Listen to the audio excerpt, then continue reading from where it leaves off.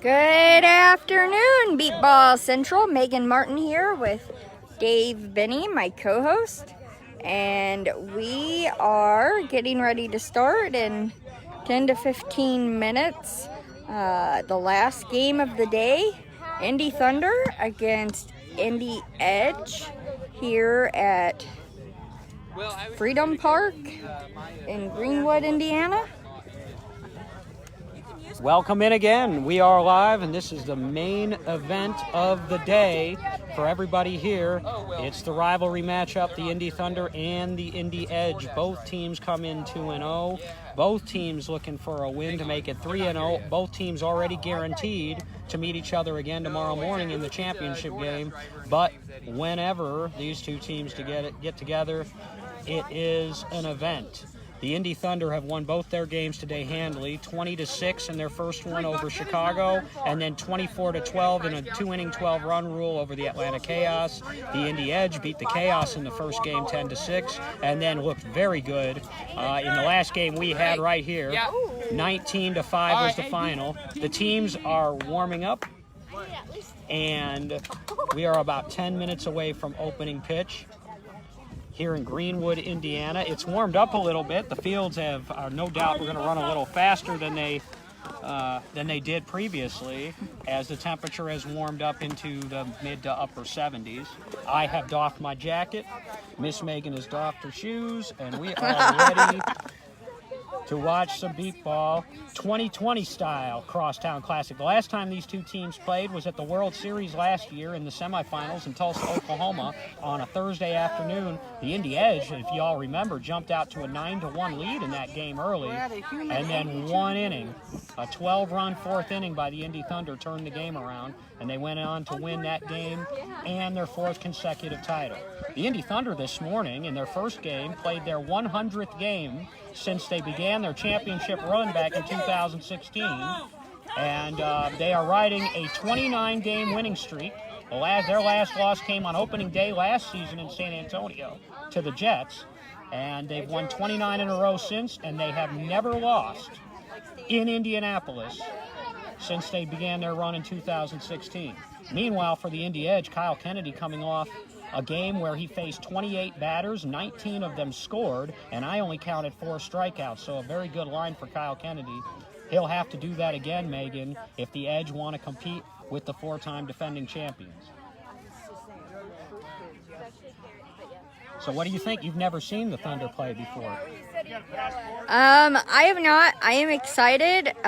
Jared Woodard, the pitcher for the Thunder, actually was the one that introduced me to beatball, and I've watched part of one of his games a few years ago, so I'm extremely excited to see both teams play each other, because I know, or I've heard, that both are very good teams. Now, a couple of key players are missing from both teams' lineups today. For the Indy Edge, as you all know, Nick Malherin, their leadoff hitter and former league batting champion, is not here this weekend. He had to work. Richie Kressel, also a starter that's not here for the Indy Edge. That didn't affect him too much in their first 2 games. For the Indy Thunder, Zach Buehler, of course, still coming back from a torn meniscus. He's out for the season. Corey White is not here today. Remember, Corey White hurt his shoulder a little bit in the Indy Thunder tournament last month. He returned to practice, but looks like the Thunder are going to hold him out as we look at their starting lineup.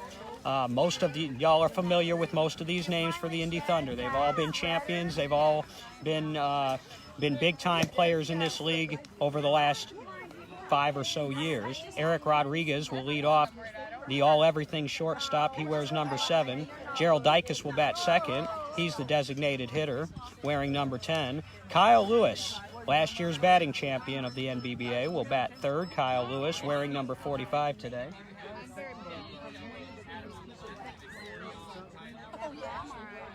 Y'all haven't flipped yet, have you? No, we haven't yet. Okay. All right, so that was Jared Woodard giving me a preview of their defense, and we'll go over that when they get out on defense. But continuing the lineup, Kyle Lewis bats third. Corian White, coming off of a 7-for-7 performance in the championship game of the Indy tournament against the Jets. He bats fourth. Adam Rodenbeck will get the start in place of Corey White. He will bat 5th. Tyler Rodriguez will turn the order and bat 6th. Miguel Tello is the designated fielder. Tello is back. He missed the Indy tournament last month with a wrist injury, but he will be back to his familiar designated fielder spot. Jared Woodard is pitching. Braden Rodriguez expected to do the catching. And it looks like the starting spotters, of course, Lisa Gilchrist on the left, and Casey Scroggum, again, getting the start in place of Mariah Woodard on the right. Mariah is expecting. And so that's how the Indy Thunder will line up. No changes for the Indy Edge in their lineup. It'd be Aaron C. leading it off. And then it'll be Ja'Cory Wiley batting 2nd, Joe Fleeks batting 3rd, Nick Silver batting 4th. He's the designated hitter. Mike Jackson bats 5th. Mark Morris will bat 6th. And the designated fielder is Jason Dobbs, expected to play his deep left field position. He will be busy today, will Jason Dobbs. He is, in fact, one of the keys to our game. And Kyle Kennedy, the pitcher, John Boggs, the catcher. I believe the spotters are going to be Leah and Cindy Ledbetter, the former Indy Thunder spotter. So that's a look at the preview of the game. Keys to the game, Megan, I say for the Indy Edge, the first key starts with a K, and it is Kyle Kennedy.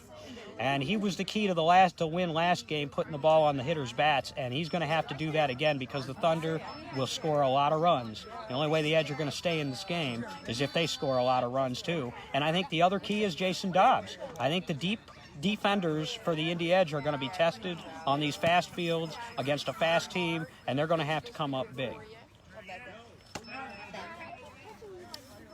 They want to know if anyone is streaming the Chicago game. I believe the answer to that question is no. Unfortunately, the Comets are pretty short-handed, and they are their normal streamers aren't even here. And frankly, I think they're doing all they can to make sure that they've got enough people to fill the tasks in place. And I don't think anybody's streaming for the brand new Atlanta Chaos. So unfortunately, I don't believe that game is going to be streamed. And that should be an interesting one. I think that could be a close game over there.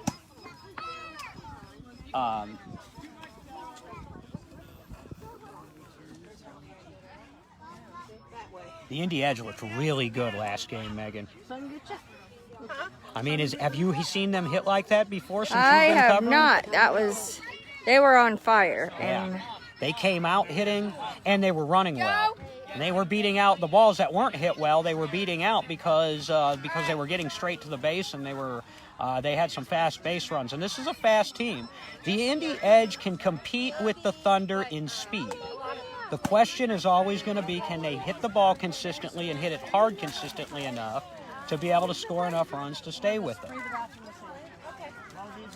They have scored runs on the Thunder in previous games. Remember that scrimmage up at Park Tudor a couple years ago that ended 20-18 after 6 innings. They played a 7th one, and the Edge came back and ended up winning it. And they were on fire that day. Last year, the first 2 innings of their game at the World Series, they were on fire. But the Thunder, you got to take advantage of the opportunities, because when they get you down, they can just bury you. They can score a lot of runs real fast, and they pitch fast. They get their next hitter right back up to home plate fast, so they run almost what you'd think of as a hurry-up offense when they're on a roll. And you can blink an eye, and they'll have 10 runs on the board. Kyle Kennedy pitches fast too, folks. Don't run to the fridge while these guys are pitching, because you'll miss something. These are fast workers, and it keeps the defense on their toes. It keeps the flow of the game running well, and it's really a mark of the good teams when you can keep a game moving, pitch fast, and keep going. Jared Woodard is hitting defensive practice to the Indy Thunder. What colors are the Indy Thunder wearing today? The Indy Thunder are wearing gray bottoms and navy blue shirts. So they're going with a little bit, it sounds like, of the throwback with the navy blue shirts. That's kind of the traditional Thunder blue. The Thunder formed their team in 2000, played in their first World Series in 2001. Of course, I was a part of the early on infant Indy Thunder as they were building their organization.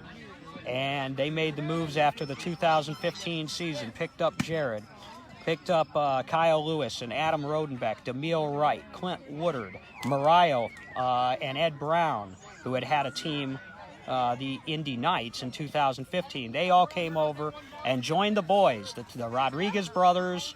Corey White had been there in 2015, Miguel Tello. All those kids got a lot of playing time in 2015 for the Thunder.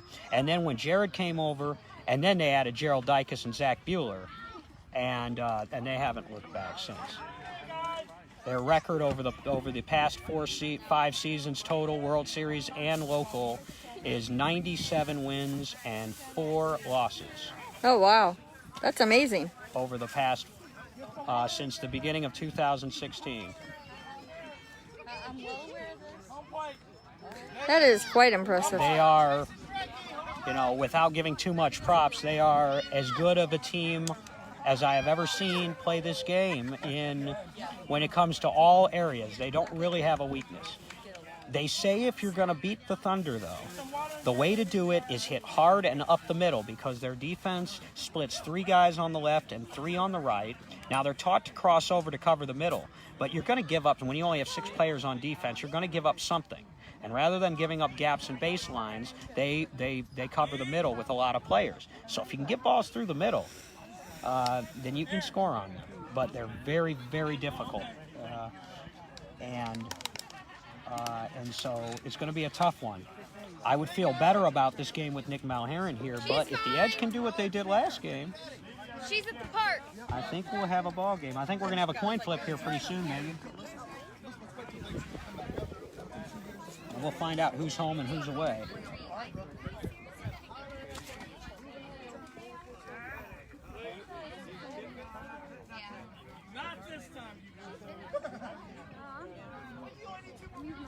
The Indy Thunder have 20 players on their roster, along with a myriad of volunteers. They only have 1 player who was on their roster when their championship run started that is not there anymore, and that's Toby Gregory. Every other player that was on their roster in 2016 has stayed, and why not? The Indy Edge, of course, have made a lot of changes, but they've been competitive over the past 4 years. They finished as high as 4th in 2018. They have never beat the Thunder in a regulation game.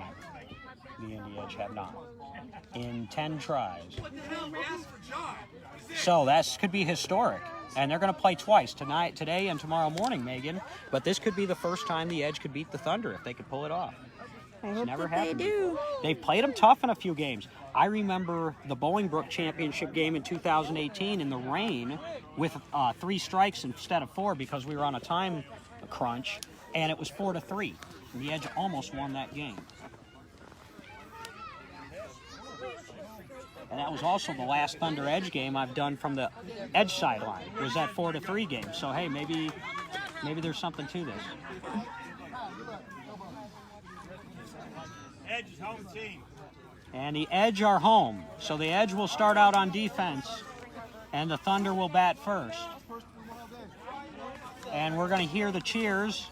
The Thunder are to our right. They occupy the first base sideline. The Edge occupy the third base sideline. We are pretty much right behind home plate, correct? Yes. Yes, we are. The voice you hear to our right is Thunder head coach and general manager Darnell Booker.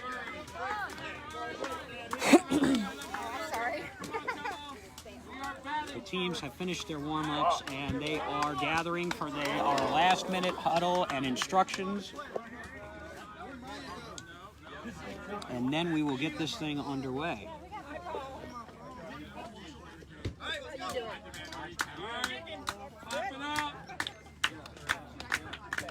Your starting lineup for the third game of the day.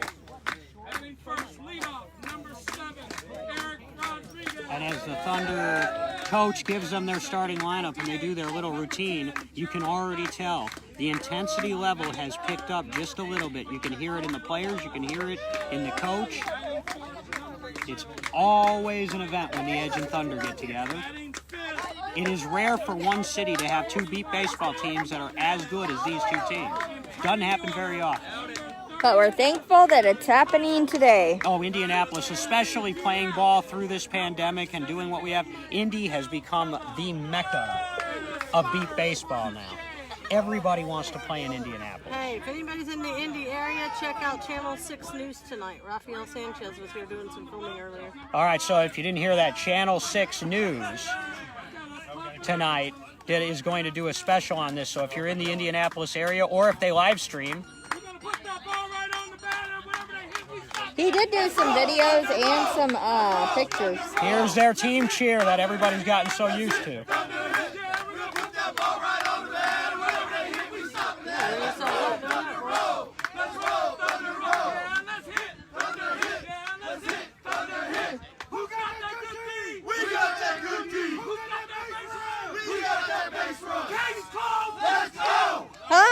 Case closed. And there are your 4-time world champion Indy Thunder as they will get ready to bat. That was awesome to hear. I've never heard that. That's one of their 2 cheers. They've got one that's from the bat to the ball, and then they've got that one. They went with that one today. Well, I think it was wonderful to hear. Way to get themselves pumped up. They are pumped up. They're all jumping around. You can tell that the excitement is building. Dave Taylor will be the umpire once again today, calling balls and strikes and safes and outs. And you'll holler them very loud so we can hear them. I have to yell louder. Hey, Booker, here when you get a second. what's that? Here when you get a second. Real quick. All right, real quick, we got the coach and general manager of the Indy Thunder, Darnell Booker. Book, you played your 100th game this morning, and you've got a rivalry game this afternoon. Give me your quick thoughts. Quick thoughts, defense is going to win it, and if we do the things we're supposed to do, should be a good game, but we just got to do the fundamental things of beat baseball. Does it ever get old, Book? Does success ever get old in beat baseball? Don't get complacent, just pinch myself every day that we have a great team. Yes, sir. Thank you, Coach. Thank you.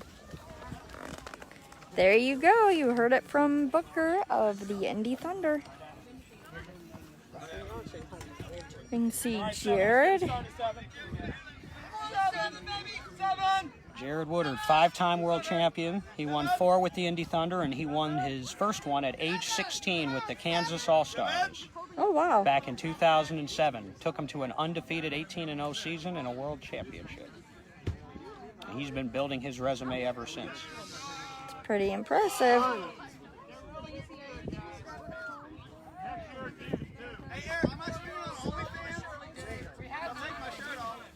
Indy Thunder defense with Mark Morris, Jason Dobbs, and who is that in the middle? Maybe. Eric Rodriguez, swing and a miss. Quiet on the bench.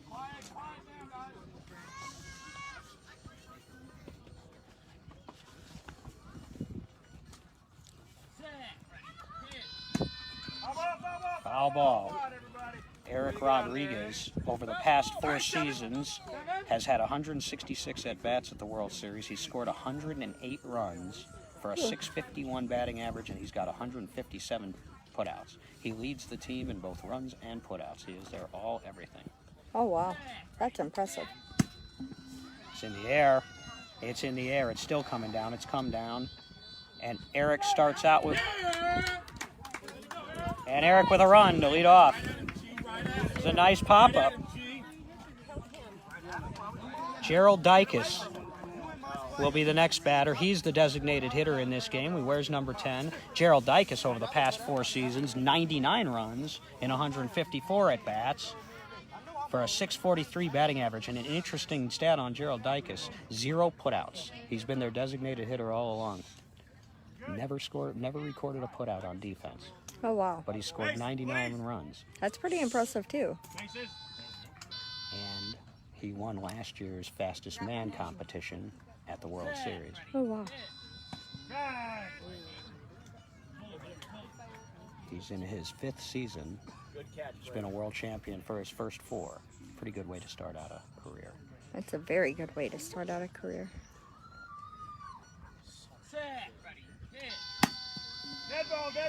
Come on, Jared!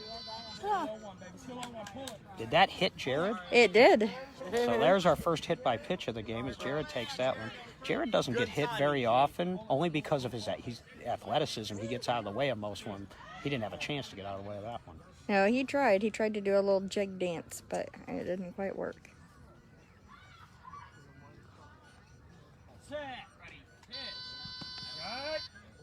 Third strike.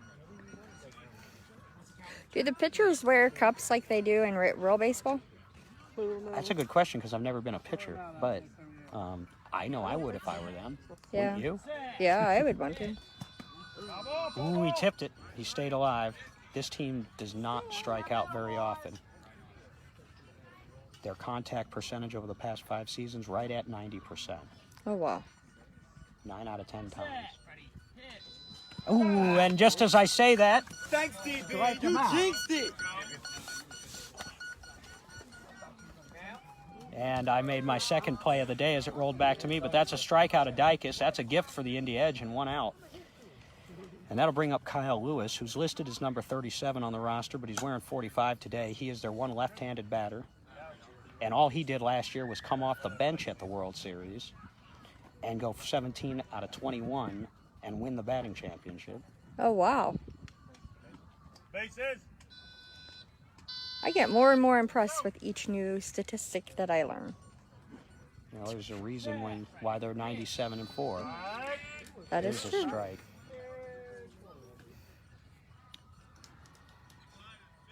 Lewis started in the league in 2008. So he has played enough seasons now to qualify for the Hall of Fame, and I think eventually he'd probably get in. And he gets that in the air, doesn't he? Just landed, bouncing, foul ball, and that is a break for the Edge. You saw Dave Taylor had to wait a little while to see what that ball did. It was hit so high, and then it took a high bounce. I heard it. It did. It bounced, but it went really high, but it stayed within their little circle. What does it take to get into the Hall of Fame? Oh, God, you would ask me the qualifications. I'd have Richie Schultz, who we saw earlier play, writes a lot of the Hall of Fame nomination letters. You have had to have played in 10 years, 10 World Series. You have had to have a certain number of All-Star awards, either at the World Series or local or a combination. You have to be nominated. And your name can't be David Benny. No, I'm just kidding. I'm not in yet. I don't want to get in until I'm 40. I'm not 40 yet. I feel old when I get in. Didn't Jared make it in? And he... Yeah, but Jared's special. No, seriously, Jared, according to my records, is tied for the youngest ever to get in with Wow. Kevin Simpson. Oh, wow. That's high in the air. That's crushed. That's gone, Megan. I don't think... Hey, Gone. here you go. That was in. a shot by Kyle Lewis. That was down right field, and to me it looked like they just he made it to the base, but a few more seconds and they would have had him out. But that just goes to show their speed. That is true. So, just getting started here. 2 in, 1 out, top of the first. 2-0 Indy Thunder from Freedom Park in Greenwood, Indiana. Corian White Y'all forget we were playing the game, or? will be up to bat next. He is a fast, I believe he's 18 or 19 years old. You weren't listening. Corian has had an incredible start to his career since 2017. Corian White has had 70 at-bats. He's scored 47 runs and a .671 batting average. That was a strike. 1 strike. Right. 2 strikes now. All right, come on, Corian. Right here, baby. I'm going to guess Corian's going to take this pitch. Let's see, Megan, if he does or not. Looks like it. He did. And you see what they do when they take a pitch, they slap their thigh in rhythm with when they would have swung. Right. 3 Why do they strikes. do that? Timing. Oh, Timing. That way they show their pitcher that they know when they were supposed to swing. Struck him out. That's 2. 2 outs in the inning, both on strikeouts. You don't see that every day from Jared. And so now Adam Rodenbeck, number 41, coming in. Rodenbeck getting the start for Corey White. But Rodenbeck started in championship games before. I mean, he's been a key role player for this team. He won defensive MVP of the league way back in 2006 on some terrible fields in Cleveland, Ohio. I remember when he was with the Austin Blackhawks. So Adam's been around a while.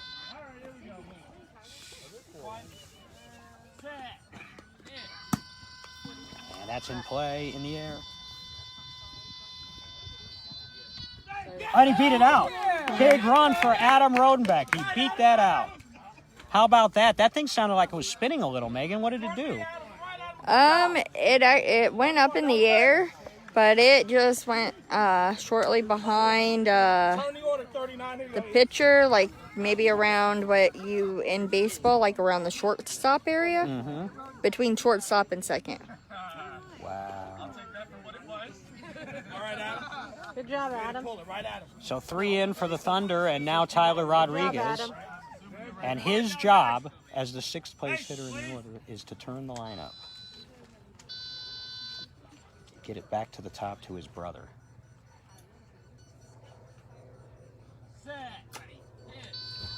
Swing and a miss. Hard swing. Tyler's batting average hasn't been quite so high as the others, but he puts the ball in play more than anyone else in the starting lineup. So he does his job. So with beat baseball, so you say it's to turn the lineup, whereas in like regular baseball, like the bottom of the lineup is typically the worst players. Well, unless you are blessed enough as a Major League Baseball team to have a 9th place batter, you know, in the American League that doesn't, where the pitcher doesn't bat, who is good. You know, if you can do that. But yeah, no, Tyler's like almost having a second leadoff hitter. It's amazing. They use him as bookends. Oh, wow. Ordinarily in beat ball too, you're right. Your weaker hitters hit at the bottom of the lineup. As many as they can. Oh yeah. I just wondered if there was a limit. Tyler has a 508 batting average, but he's only struck out 11 times in 132 at bats in the last 4+ seasons. Oh, wow. And there he goes. And that's a good ball. See, that's the last place hitter in the lineup hitting that. He's going to score. There just are no breaks in this lineup. But that's only 4. Hey, look, the Edge just need to get this last out. I mean, the Thunder average scoring about 5 runs an inning, so generally. So they've got 4 now. And Eric's back up.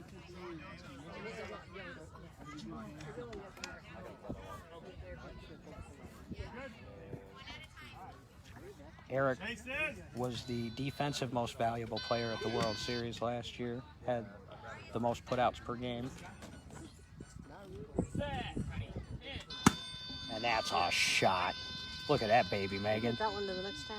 That will go to the next Oh. field. He got there just as Jason Dobbs was getting ready to pick it up. But that was a rocket. It was good. That was a good effort by Dobbs, though. And see, that's what I mean. Dobbs is a key because Dobbs is a good left fielder, and if he can cut even a few of those off, that was a hard. I mean, there's no fault in that one. I mean, Dobbs did what he could, right? And now here's Dicus again. He struck out his last time up. I'm from here. Yeah, they get a couple throws.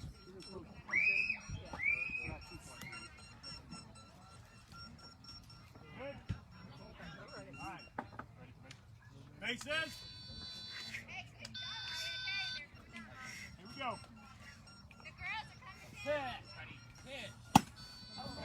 Another hard hit. Now see, they're starting to get... Yeah, there's a run. Oh, And this is what they can do. They're starting to hit the ball hard. Those last 3 balls were all hit hard. yep, they were. They're breaking the balls. So And they're breaking beep baseballs, We're busting going to be them. in trouble. We only have like 1 to 2 balls. So that's 6.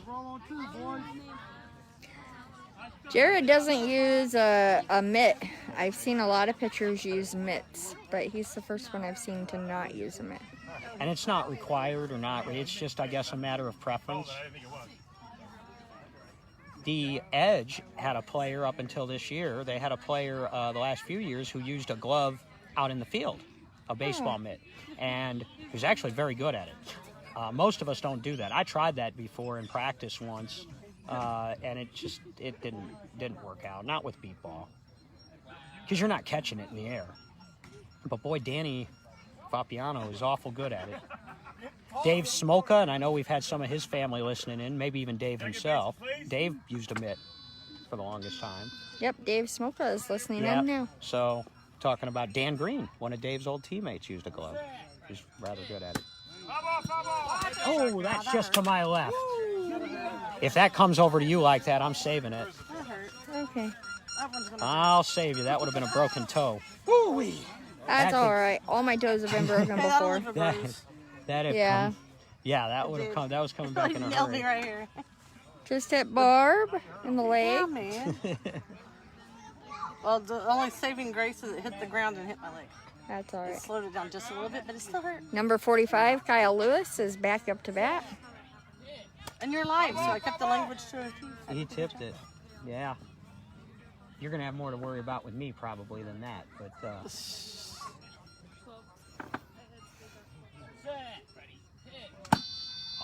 another one. We can run all day. And there's another run. I was out there. 7 on the board. That's 4 in a row. The Edge still looking for their first put out. These have been earned, though. I mean, that's 4 straight hard hit balls. And So it's 6, 7. nothing. Oh no, 8. Is that 8 now? That's No, 8 there's 2 batters outs. and There's 2 outs. 8 batters and 2 outs. So there's 7 runs in. Is that 8 batters? Was Kyle Lewis second batter? No, Kyle was third, so that's 9 batters. 9 9, batters, so 2 7. outs, 7 in. Yep. And the only one, what's that? Update for you, that's 4 in a row. Yeah, got it. 4 in a row. Kyle Lewis letting us know he scored. Here's Corian White.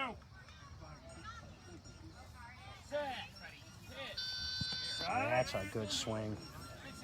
Adam Rodenbeck on deck. Rodenbeck's the only one left for the Thunder who hasn't scored in this inning.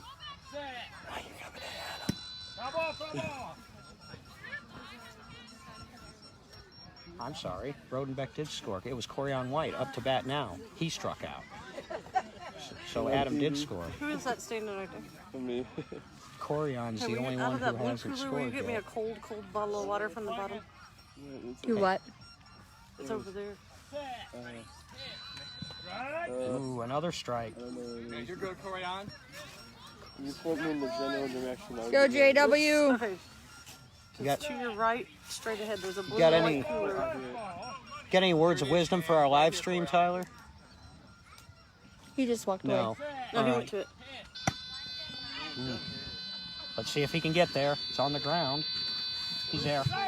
Oh, 8th run for the Thunder and 5 in a row, and now all Thunder hitters have scored.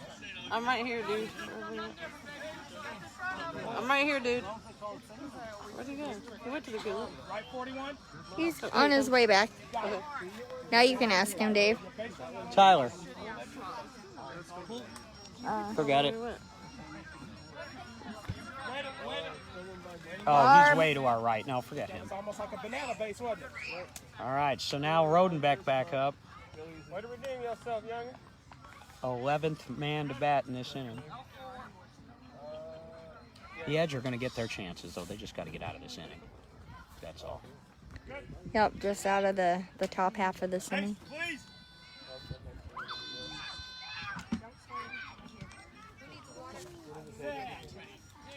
put on my leg where they knocked me with the baseball. Foul ball. That's a good angle right here. It hurt too. I'm glad it hit the ground before it hit my leg. Shoot, I might have to get my chair and come sit over here. Another strike. I need to be Braden's backup catcher. 8 runs in. 3 strikes.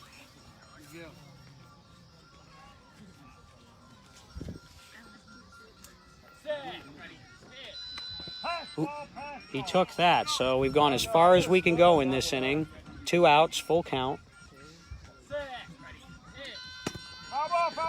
Staying alive. That's all right. Staying alive. Staying alive keeps them up. I'll be able to get that one. It's going to roll in front of me. Oh, It shoot. hit Did I the drop ground. a piece It of came back paper? up. Hold on. Did I drop I something? got it. Megan? Yes, you dropped your papers. Oh, there it Did you get them? is. Got it. Yep. Sorry. I put your folder on the chair behind us. Perfect. Oh, He scored. what's the call? Safe? He's safe. Yep. All right. That was the play that the Edge probably needed to make, but. And looks like Steve Michaels is calling a defensive timeout to slow down a red-hot Jared Woodard and the Thunder offense. Yeah, I feel like the Indy Edge, just watching them right now, unfortunately, they kind of look defeated out there in the field. Well, they're probably a little thunderstruck, and I don't, it's pardon the pun, but, and that can happen when you got a team that's doing this, but this isn't really their fault. A lot of these balls have been hit very hard, and they just got to understand, they've got 18 outs. They haven't even gotten an at-bat yet. They can do this too. But this is a good move by Steve. He doesn't want Tyler to score a run and turn the order back up to the top because that could really get ugly. And so he's just going to circle the wagons a little bit here.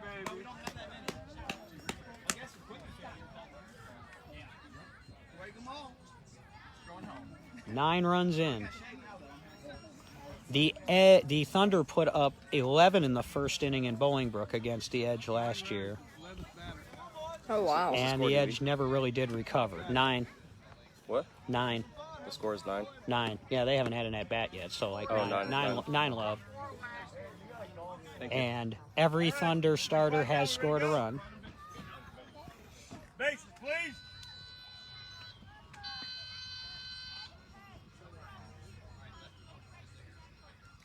Looks like his left arm is wrapped. It is. Like his wrist.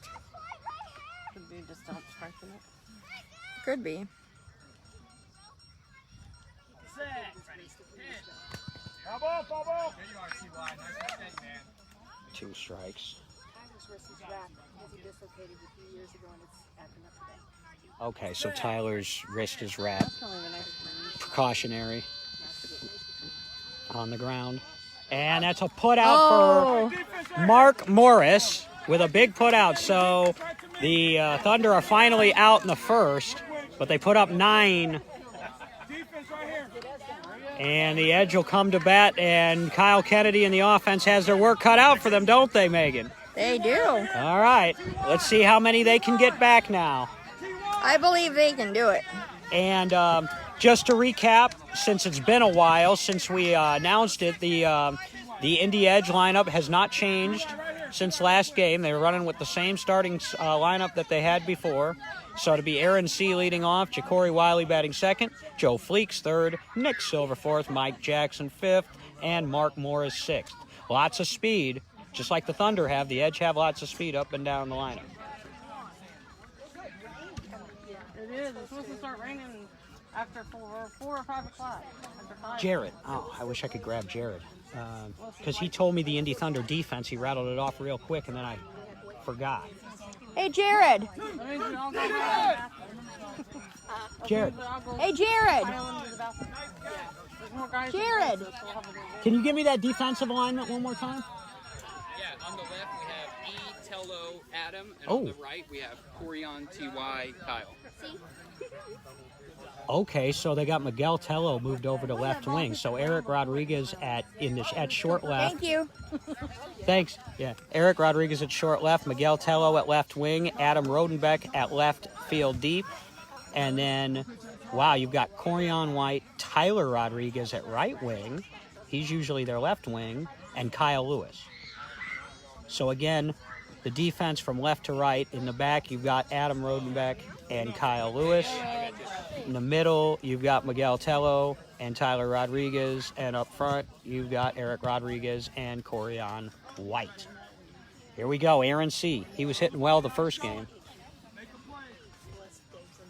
Let's go, AC. New spotter in right field for the Indy Thunder. She looks like she's catching on quickly. She's pretty good, but their normal right field spotter is not out there today.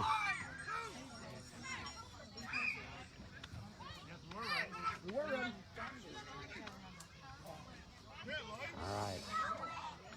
It is incumbent on Kyle to put the ball on these hitters' bats. You cannot afford to give away outs. That looks like it was outside. To the right. He's probably trying to go to right field. Let's see.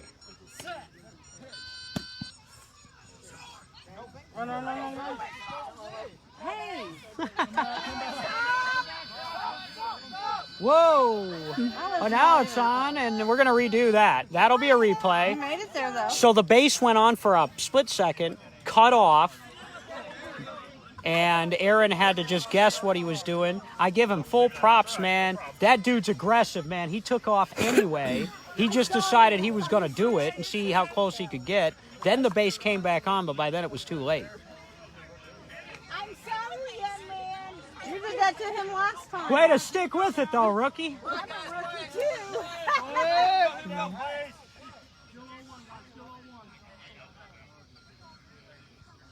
That was pretty interesting. All right, we'll do it again.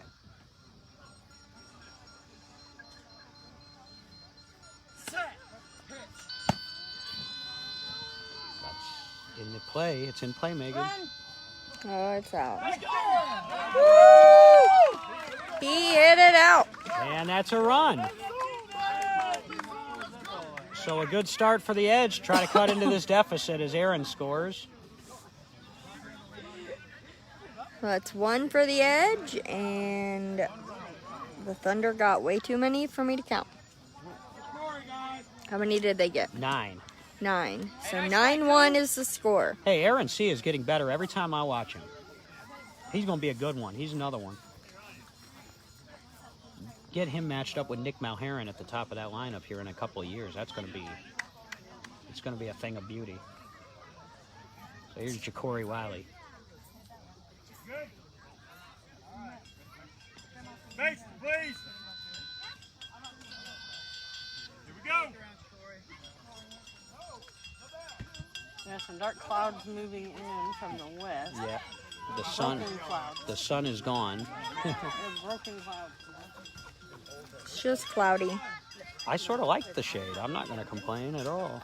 It cooled it down, that's definitely for sure. Just a little bit.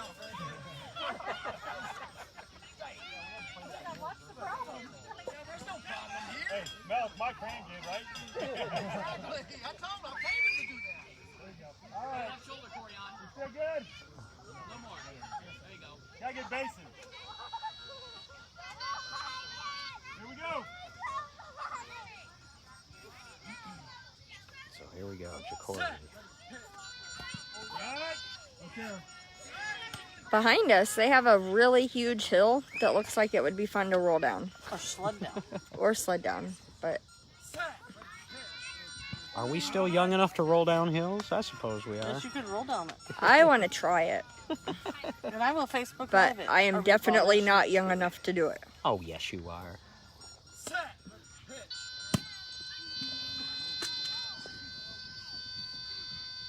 That was a good hit.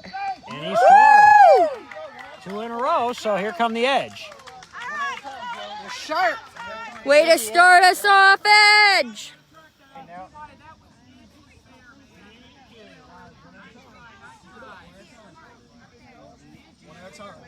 So,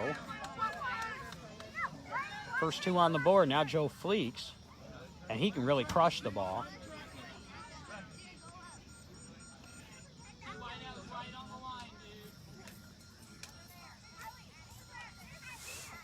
So, and that was also hit to the right field side close to the line. So again, these guys are going to right field.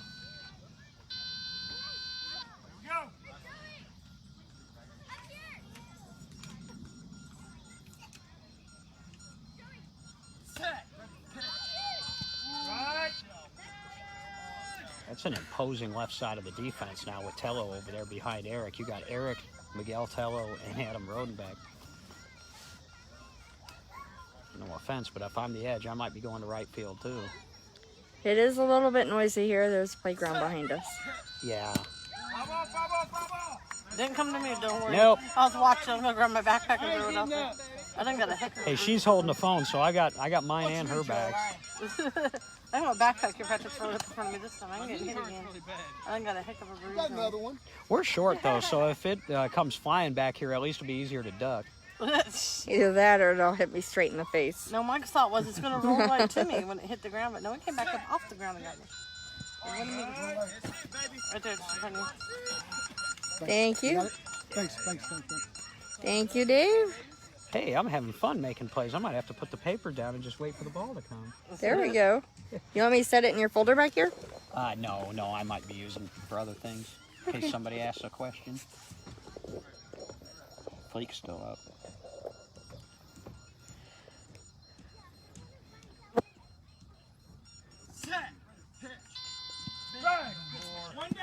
Oh, and a strikeout of Fleek, so one out.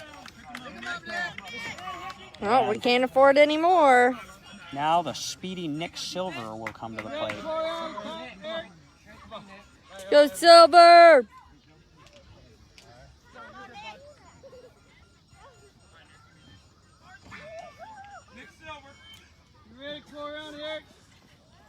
Yeah, you know what?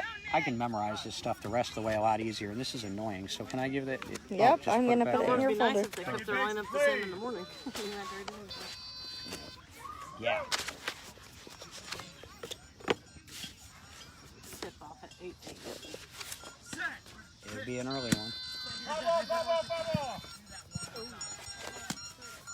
There we go. See, we fixed that. Thank you, ma'am. You're welcome. So half when it got me, it bounced off the ground and got me.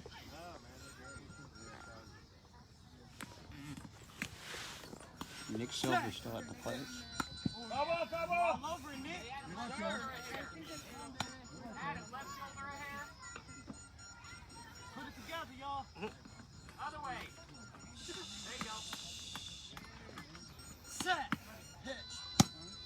That's in the air.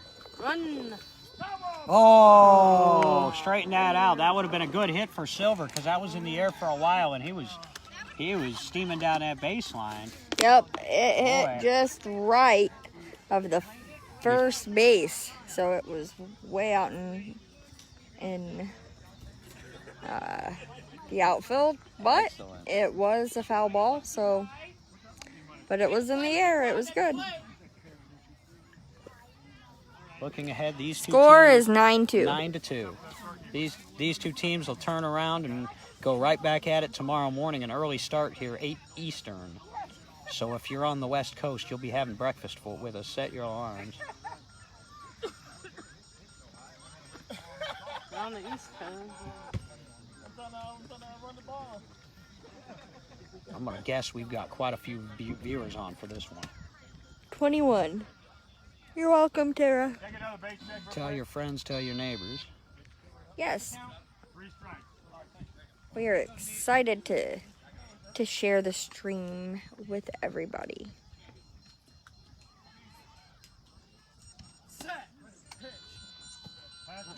We took that one. Full count now.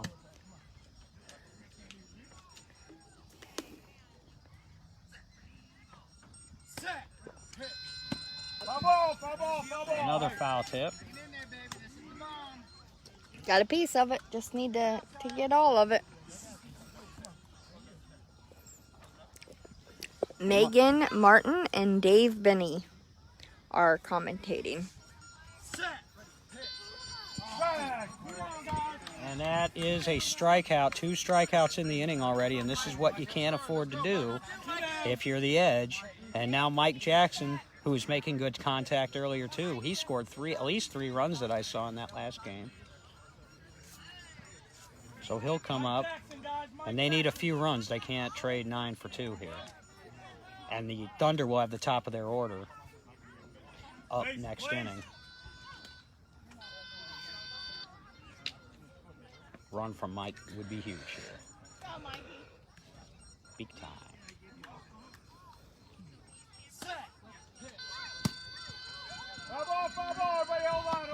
High pop up. Did Kyle catch that? Nope, the catcher did. Oh. Nice catch, catcher. Is that Joe? Is that John? It's number 23. John Boggs?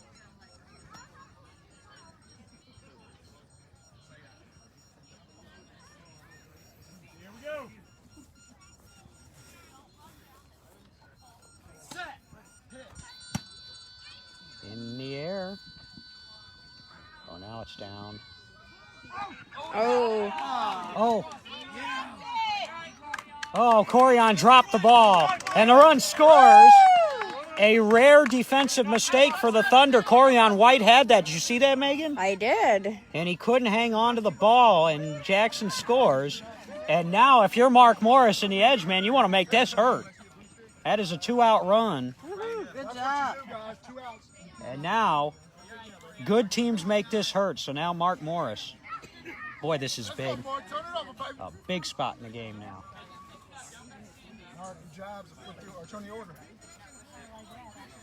Wow. No pressure at all. That'll go down in the score column as an error on number 6. E6. Here's number 9, Mark Morris. Wow. Right.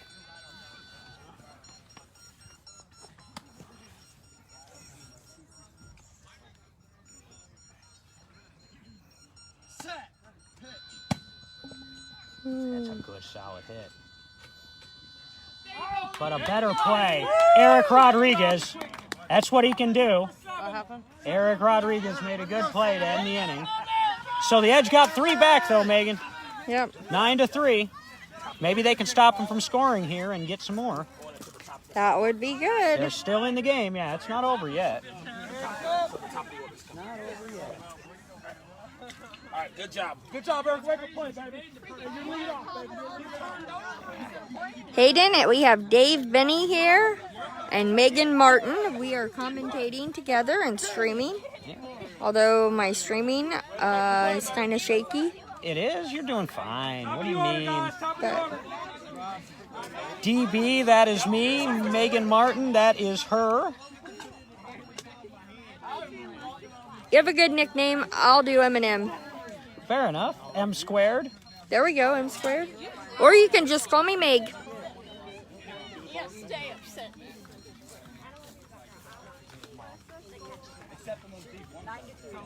It's 9-3 headed to the second. Top of the Thunder order coming up.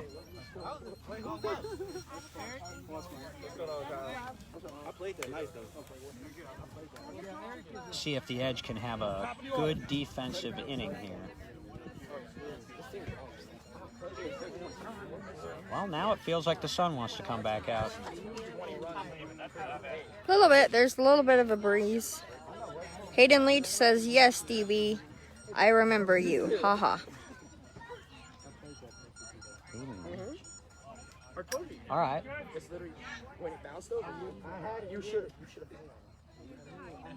I'm sure I remember her from somewhere. I'm just not sure where. But hi. Please. Quiet down. Quiet, go.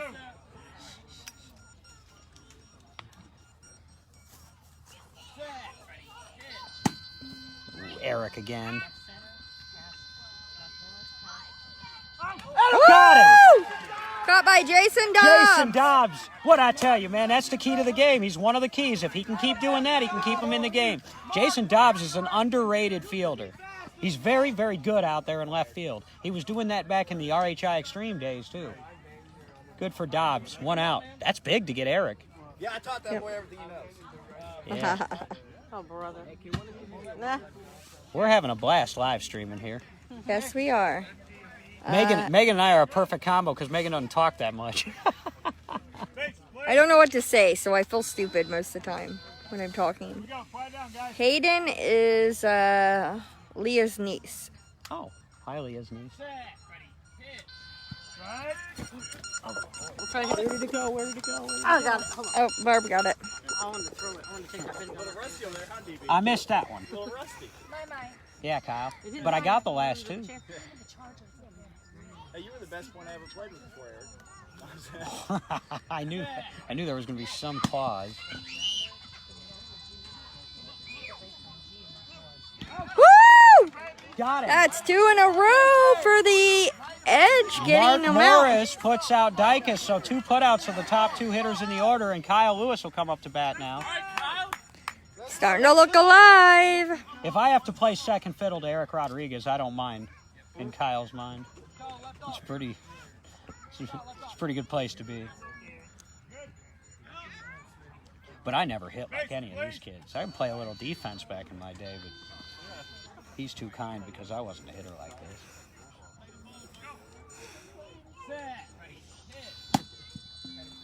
On the ground. It's playable. It's playable, Megan. It's playable.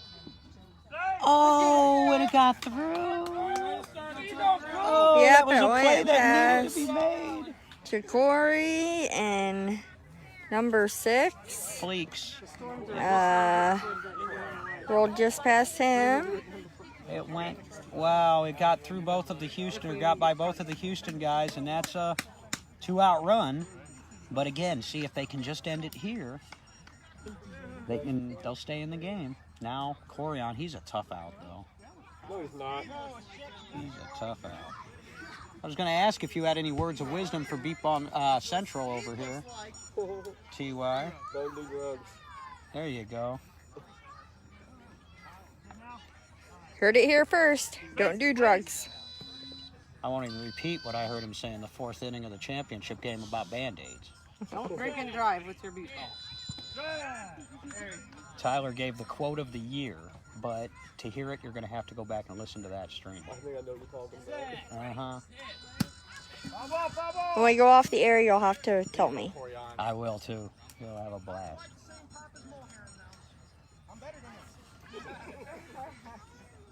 My backpack's so in front of me. Hold a hit. Backpack and take the hit. That's on the ground, though. Somebody's got to cut it off. That's going to be Dobbs. Oh. Dobbs got it, but it was too late. It was another score for the Indy Thunder. Mark Morris sounded like he was just a split second away from cutting that off. Yeah, it kind of went right past him. And, you know, he's so doggone quick that you really only get one shot with Corion. On a ground ball, man, you only get one shot. And if you don't get it on the first shot. Slide down, please. Bases. Go.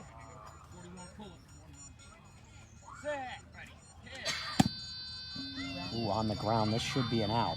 This is playable. Woo! And it is. Is that Mark Morris? Nope, No, Ja'Cory. Ja'Cory. All right, Ja'Cory Wiley with his first putout of the game. Not a bad inning. Not a bad inning at all. The Edge got 3 putouts and they only allowed 2 runs in, Megan. They did what they needed to do. That is a victory of sorts for the Indy Edge defense. And they're down by 8. And they'll have the top of their lineup back up, But I believe. That's okay. We're going to come and Yeah. come in strong. That was a big inning by the Edge defense there, I'd say. Go defense.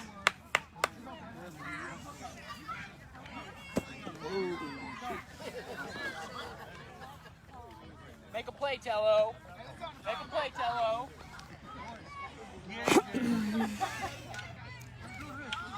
Indy Thunder is heading to the field for the bottom of the second inning.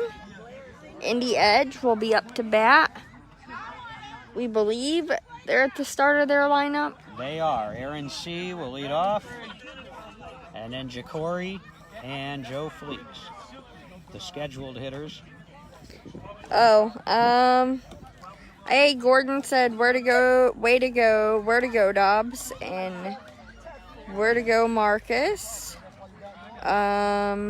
Greg G wants to know who is where on the Edge defense. That's a good question. They're going out to play defense. So when they come back, when the Edge go out to play defense next inning, maybe you can help us out.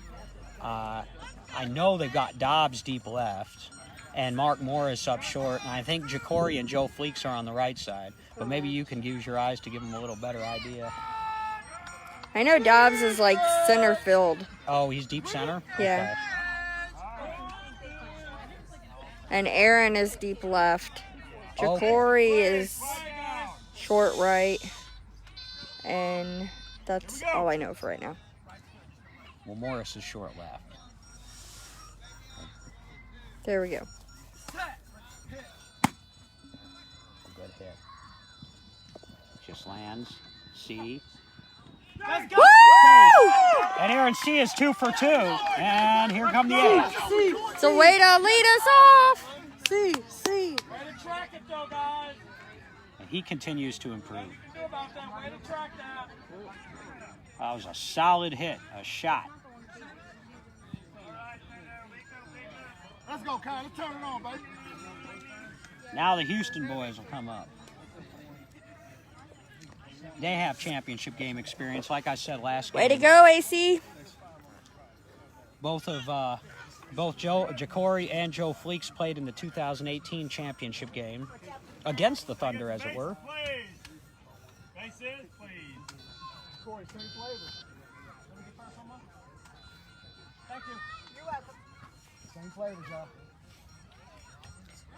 It is getting hot out here today. Yeah.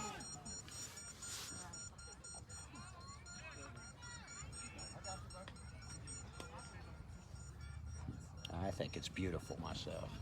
It is beautiful. This is gorgeous.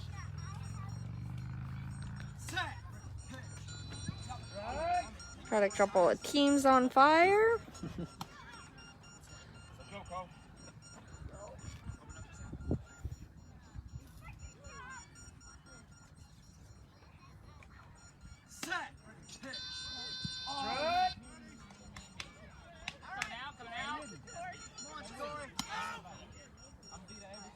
Three strikes now on Jacory.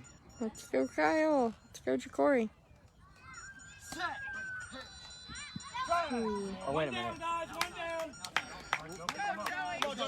All right. Outside. One out. Outside. No, I'm good. Back this way a little bit. Sorry about that, everybody. We kind of lost you. This phone got a little too hot, so we're trying to keep it in the shade a little.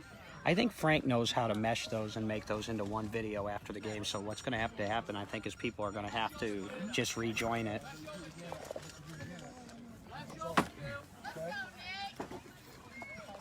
That was an out, though. So there's 2 outs now in the inning. And Nick Silver is up. Let's go, Silver.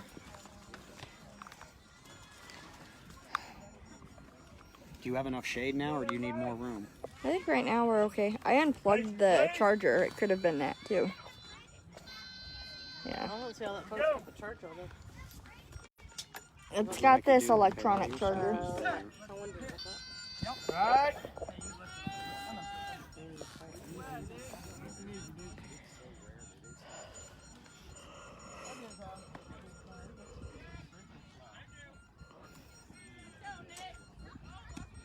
Let's go, Kennedy. Let's go, Nick. So all we missed was a putout. Ooh, that's a hit. Go, go, go, go, go, go, go, go, go. That's a run. Well done for Silver. That's a big run for Nick Silver. And that ties the inning because remember the Thunder got 2 in the top half. Yep, sorry. Oops, am I in the way there? Yeah, There we go. That's an empty Pepsi can. that's all right. Let's go. Let's go.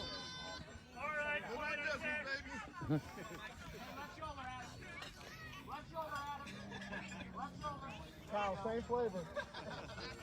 Same flavor. So now Mike Jackson will get another chance to bat. He was the beneficiary of that dropped ball, remember, last inning. Yeah.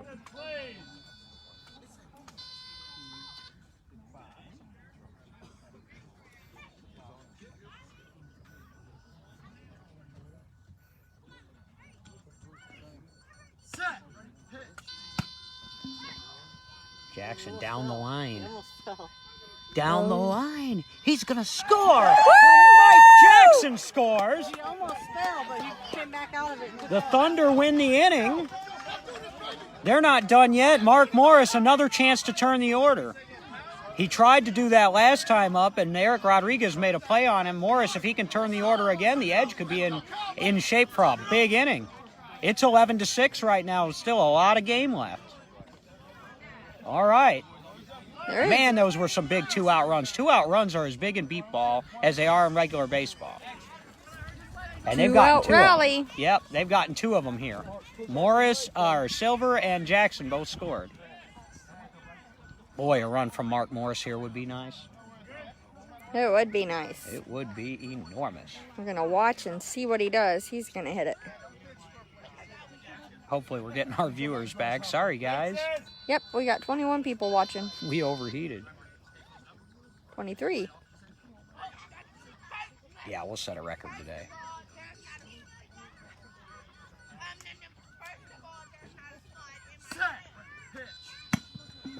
That's on the ground.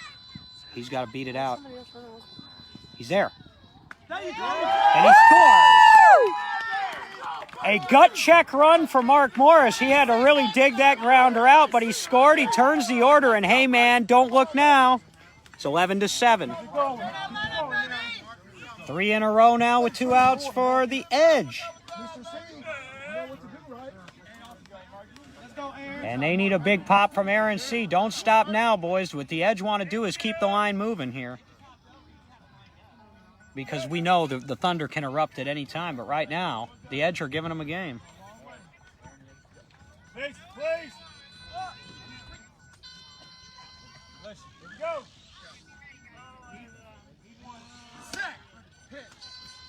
Good swing and a miss. Let's go, AC! Aaron C. is a star in the making. Gordon says, keep it going to Edge Strong. 2 strikes. And the kids back there have not quieted down 1 decibel, and if anything, they've gotten louder, but at least they've moved back a little bit. Yes. Sorry, are yours one of them over there? Nope, mine is Okay. helping along the third baseline.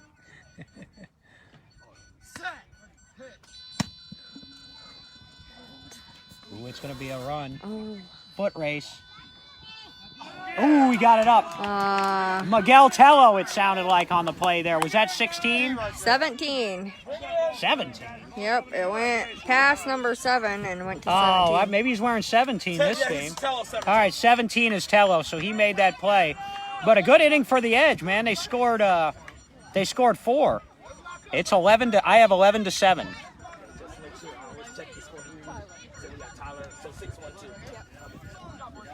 Tyler, you're up, Tyler.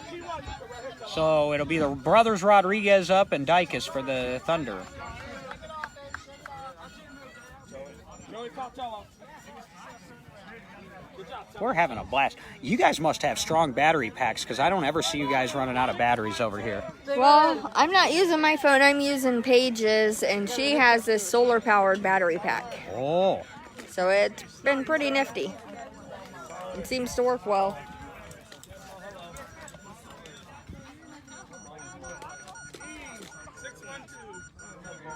Wow. Well, we're only in the top of the third. That's what happens when a lot of runs get scored. Yep, and it looks like we have Aaron C. in deep left, Jason Dobbs in left center, and up front is Mark Morris, maybe? And Jacory on the other side. Jacory is right front. Fleeks is behind him, right? Number 6.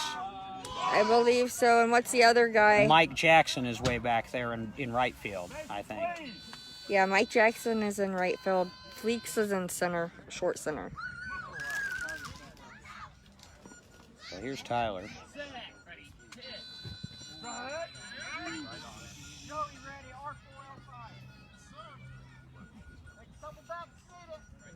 Tyler was put out his last time up, and he scored before that. And that's a good hit right up the middle. And that's a run. Ah, That's the last place hitter in their lineup that hits like that. That's why they're so tough. Edge just need to stay with them, so that's 12-7. Right here, Eric. Let's separate, man. Let's separate. Let's go. I thought their 6th place hitter, he got out the last inning. No, that was their 5th place hitter, Adam Rodenbeck, 41, Oh. made the last out for them. So Tyler scores, Eric's up, and Booker, the coach of the Thunder, he's asking for some separation. Faces, please. Faces. Here we go. I should have grabbed 2 sodas while I was over there instead of 1.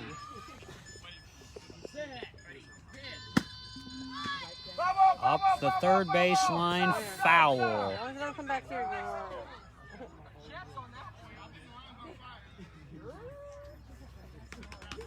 He got around a little early on that pitch from Jared. Yanked it down the third base line. I followed him for that. I was right behind him the whole time. He's like, he never got that far away. That was my job. You got any words of wisdom for Beat Ball Central, G? Any words of wisdom? I don't play defense, so hit hard, run fast. Hit hard, run fast, he says. Sounds like words of wisdom to me. And he does not play defense, as I said before. He's got 0 putouts in the last 5 years at the World Series, but 99 runs, 1 short of 100. It's pretty impressive. Pass ball, pass ball.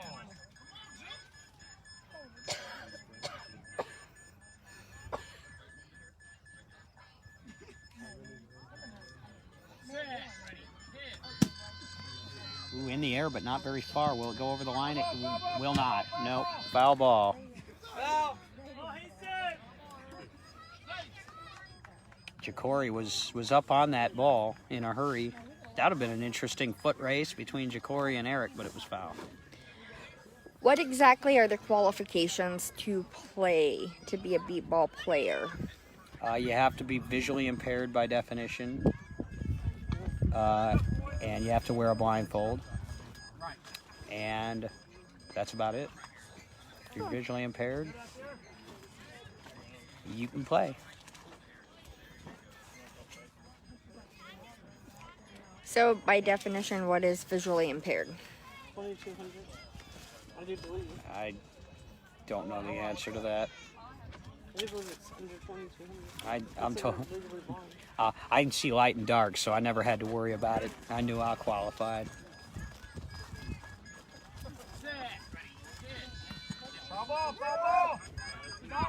I would think that, which I guess that this is not accurate, but I would think like if you wear glasses, like you would qualify, because to me, that would be some degree of visual impairment. Right? Yeah, I think they've been working on the vision qualifications in beat ball for quite a while, and actually that's been a pretty contentious issue. I don't even remember what all the vision policy says. We have one now that puts restrictions, but without looking at it in front of me, I wouldn't know. Jerry Wendell would know. I think he wrote it. Is that a strikeout of Eric He Rodriguez? says 20/70 in your best eye after correction Okay. or no more than 30 degrees of field vision. There you go. Thank you very much. So here's Gerald Dykes. 1 out, 1 in for the Thunder. On the ground. They got to pick it up. It's up the middle. And he's got it. Jacory.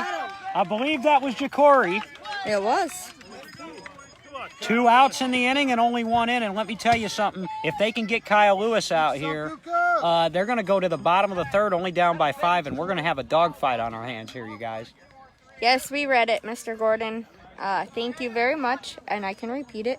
20/70 in your best eye after correction, or no more than 30 degrees of field vision to be eligible to be a beat ball player. So, we are able to share that information with all of our viewers, and I thank you very much for sharing it. So do I. Because now the next time somebody asks me, I can sound smart. No, the answer. If you remember. Yeah, if I remember. Way to go, Corey! Here's Kyle Lewis. Lefty.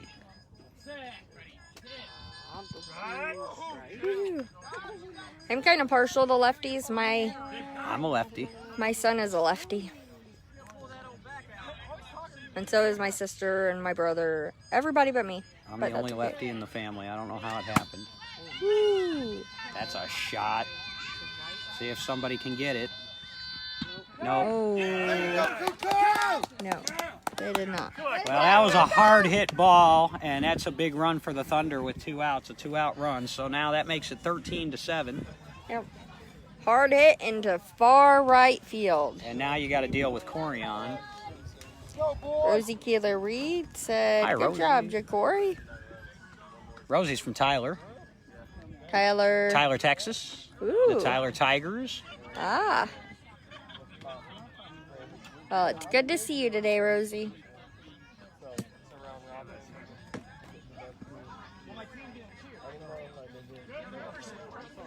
Man, you need to clean your ears out. We're complaining about You need to get loud. 80-degree temperature, man. I'll bet you they wish it was 80 degrees down there, man. It's been hot in Texas lately. Yes, Jacory was telling me you walk outside and it's humid. It's like, Corian, this could be playable. No, foul ball. Foul ball off to the right. go number 11 for the Thunder. Actually, I'm rooting for the Edge because that's who I'm volunteering with, but I'm going to root for every player. Number 11 for the Thunder? Who's number 11? Oh, Corian's wearing 11 today. Y'all are screwing me up with that Tello 17.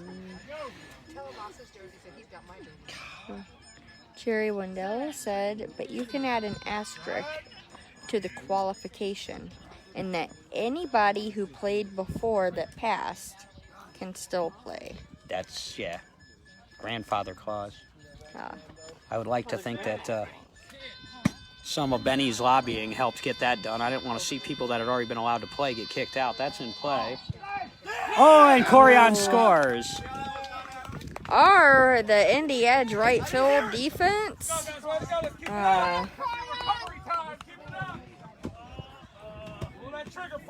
I think they really need some work. Yeah, well, and it's, look, some of these guys are pretty new to the team. Plus, these fields are running fast. Plus, let's face it, part of this is the Indy Thunder, too, with their speed and all of that. Well, they're playing more center instead of right. Well, and these guys can go baselines. They can go up the middle. They can go wherever they want to. So there's a good variety there. Here's Rodenbeck.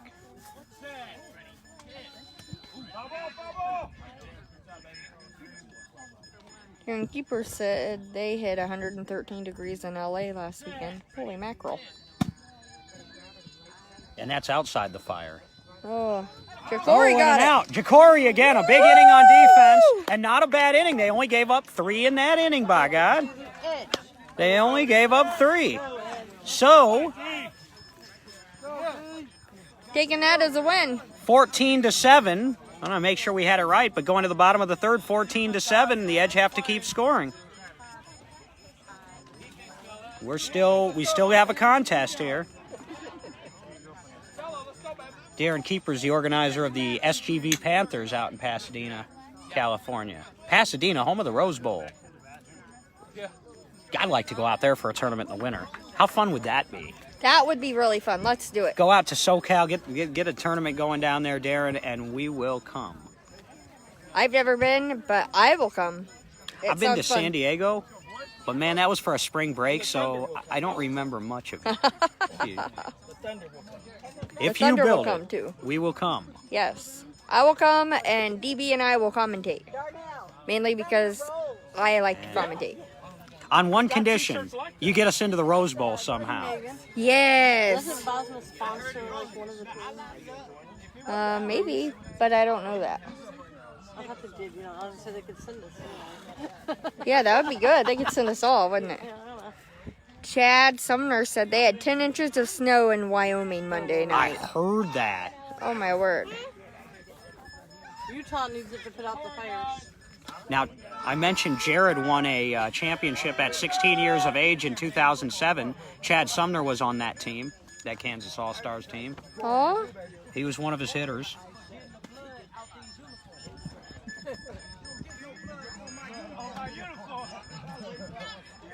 They had a similar hitting team to what the Indy Thunder do now, the Kansas All-Stars, I remember. But the only difference is I'd even venture to say the Thunder are a little faster top to bottom than even Kansas was. Oh, wow. Back then. Everything else is pretty similar. Ronald says, I see you, Jacory. Jerry Wendell says, both. Darren Keeper says, we may get one going fall of 2021. You'll make us wait that long. Joshua Perry says, DB started talking all about Texas, then he starts sounding Texan. What's up with that? Sorry. It's called inflection. It's all right. I spent a little too long in San Antonio, hanging out with my buddy Kevin Simpson down there. That's all right. If I'm around people with an accent, I will inadvertently pick that up. Bosma partially sponsors both teams. And Jerry Wendell also said they're a lot faster than Kansas. So meanwhile, this is Jacory, I believe. Yep. And that's a run. Woo! Jacory scores to open up the bottom of the third. The Edge aren't going anywhere right now, folks. Staying alive. Hey, what's the score? 14-8. 14-8 is the score. That's what I have. 14-8. Now Fleeks will come up. Darren said, sadly, we won't even be able to practice until February or March. We have a lot of places here for, like, baseball, like, younger teams, and they have indoor training facilities. Is that, like, a possibility for beat ball? Is that something that they'll do, or is that just no? Well, they have indoor batting. The Thunder have an indoor batting facility that they use from January until it gets warm enough to go outside and work. So for batting, yes. For fielding, no. You're not going to... The acoustics just usually aren't right indoors to do defense and beat ball. But teams do have indoor batting cages, and there is a hit in play. And it is... He's there! And it's a run! Woo! Joe Fleek scores 2 in a row to open the inning, and it is 14-9.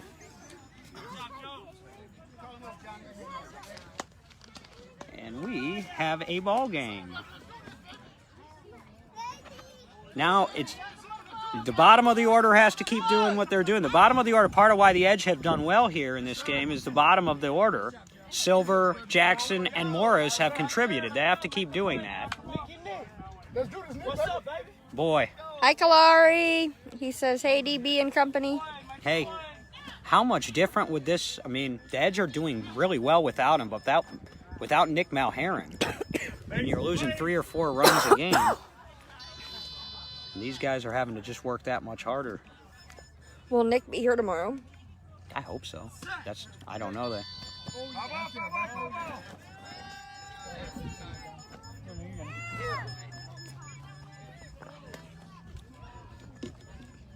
Okay, number 3.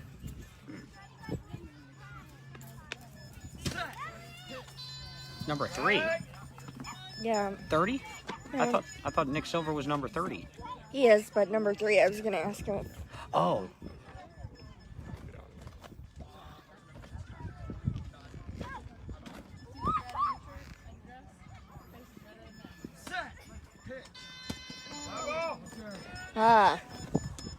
Darren Keeper said organized sports is shut down in Southern Cal until everything slows down. That is not the case here in Indiana. No. It is up and going strong. And I'm sorry, I wish there were more freedoms in other parts of the country. It's sad. Oh! Caught by number 7. Eric Indy Rodriguez makes another play. That's his second or third put out today. You can't hit him on the ground in his area or he's going to get him. 1 out. Linda, you got number 7 on the plate. Yes, I do. What's my water bottle? Good job, Eric. I'm sorry, I didn't drink it. 1 out for Mike Jackson. Air mattress is a Mr. Jackson. A little bit. They get red when I get hot, but I don't feel overheated.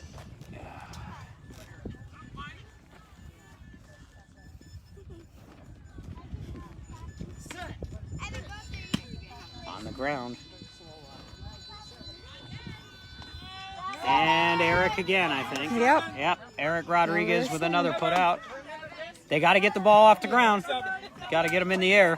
So now another big spot for Mark Morris to try to flip the lineup.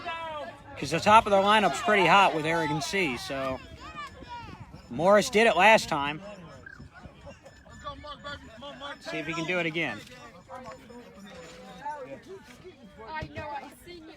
You don't want to just settle for 2 if you can help it here because the Thunder scored 3 in the top half.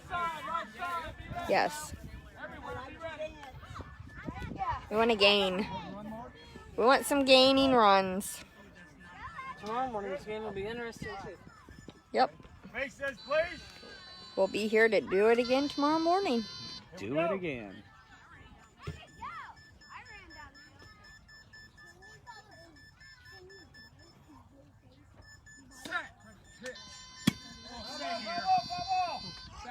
Foul ball. Wow, that was on the barrel, but just missed it.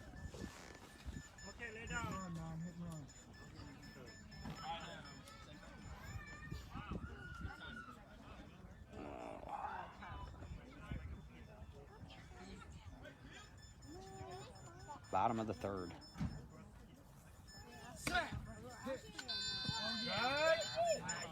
They got it.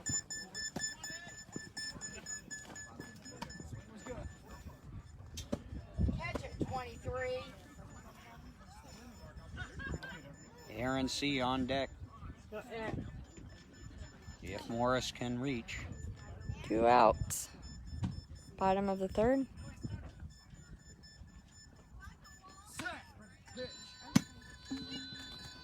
Foul ball, and he'll come back.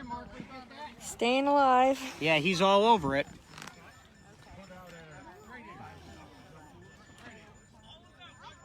I'm worried about that. That phone's not overheating, is it? Nope. No, okay.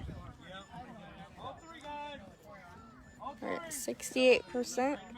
Oh, you're doing great then. Yep.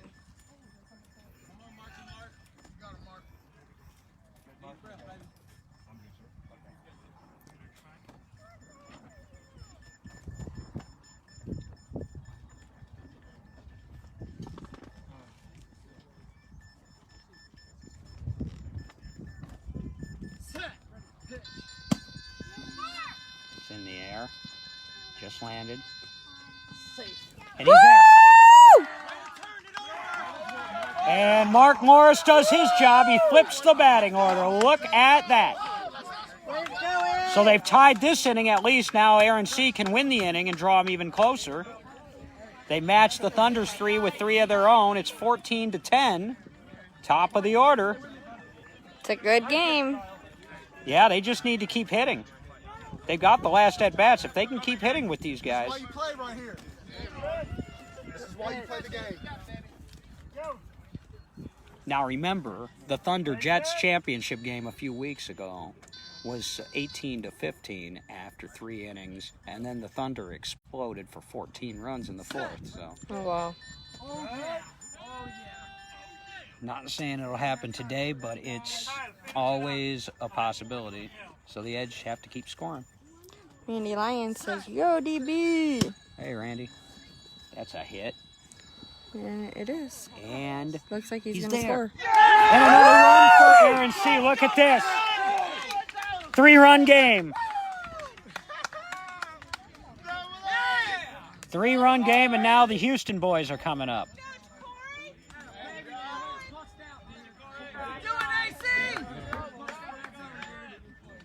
Go, Jacory! Randy Lyons said, "Yo, DB." I.A. Gordon said, "Yay, Edge strong." Whatever you did wrong, good job, man. Great Another job, run. AC. Yeah, well done. Faces, please. There we go. All right, back to Jacory.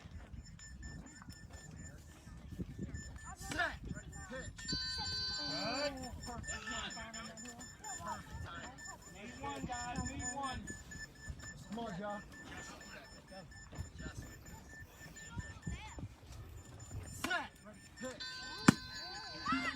It's a shot. Lisa yells a left. Oh, run. It's right down the line.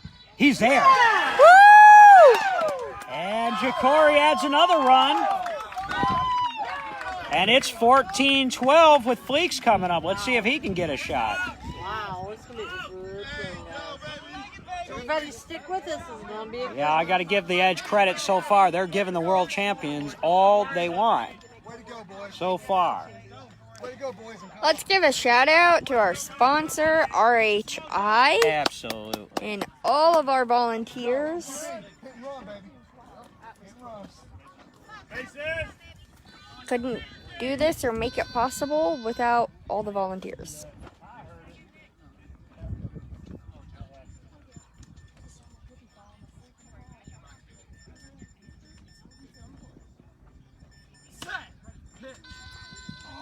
Lakes with a big swing and a miss. Yeah, it was kind of low. Low swing.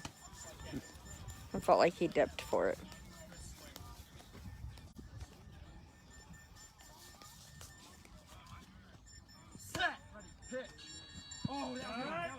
Two strikes.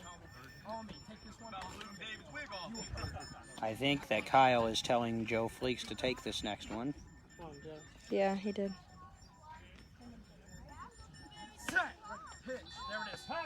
Pass ball. Smash it, Joe. Smash, smash. Playground time. 1 and 2. Hi, Steven. Huh? Steven Guerra is watching. Oh, Steve. Yeah. They're all joining now. 3 strikes, and we got a good one. Tell your friends, tell your neighbors. It's 14-12 Thunder. 2 outs, bottom of the 3rd. It is. It is definitely a good game, Don.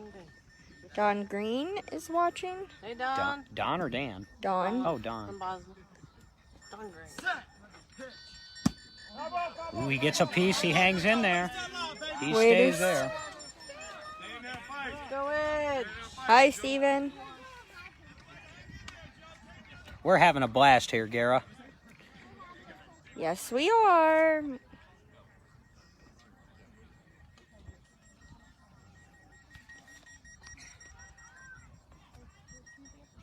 Another 3-strike pitch. Oh. Oh, it might be dead, though. Oh, it's too bad. It may be dead. Run it out, man. He ain't getting it. Nice try, too. And it's dead. I have a bad feeling that ball is dead off the bat. If it's alive, if it's even, the run will count. But I think that ball went dead off the bat. And Joe Fleeks is going to have to walk it all the way back and do it again. And because they changed that stupid rule, he's got to come back to a full count, even though he just crushed the ball. He doesn't get a new count. I hate this rule, and I wish they'd change it. But it looked like it hit Kyle Kennedy. His glasses flew off. Well, even if it had been a hit by pitch, it would have gone. This count would still be the same. How could it have hit Kyle and still gone out as far as it did?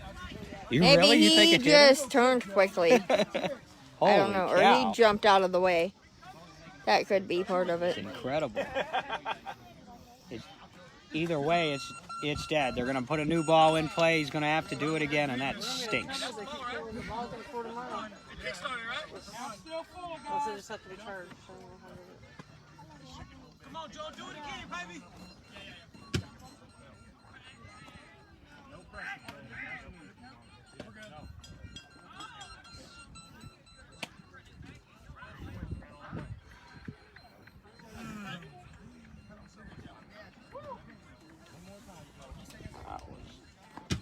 So they'll get Fleeks set. Hi, Chad. What was the rule before TVB? TVB. It isn't a stupid rule unless you change it for all dead ball situations. And I think you should. Any dead ball situation should go back to a new count. Because otherwise, most of the dead ball situations are on are disadvantaged to hitters. That would be my argument. Rarely do you get one that disadvantages the defense. They're on dead balls that are crushed or a base that malfunctions.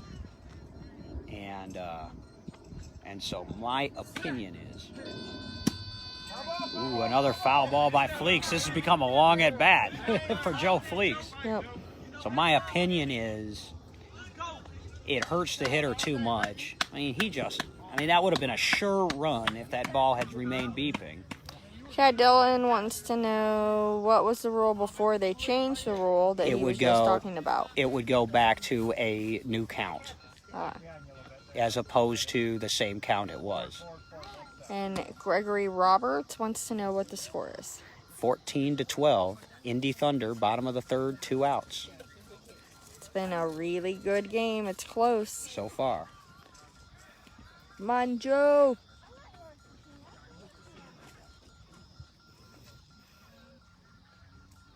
Now, he can't forget he already took a pitch, so I think he did. He can't take another one. He did. And this has been a long at bat.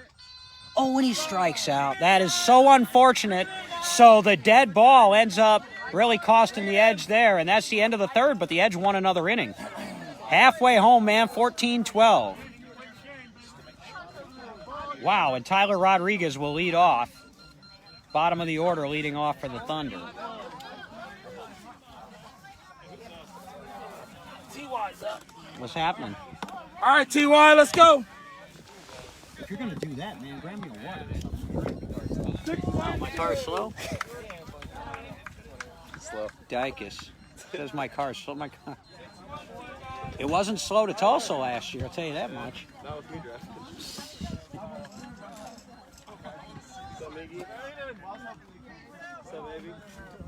All right, so here come the Thunder. That was a 5-run inning for the Edge. It's much needed. It's good to see him. Yeah, they need to keep playing defense. They gave up a 9 spot in the first inning, but they've only given up 5 in the last 2. Jerry Wendell says an easy ball that hits the pitcher goes against the defense. I see more dead balls these days than easy balls that hit the pitchers. Thank you.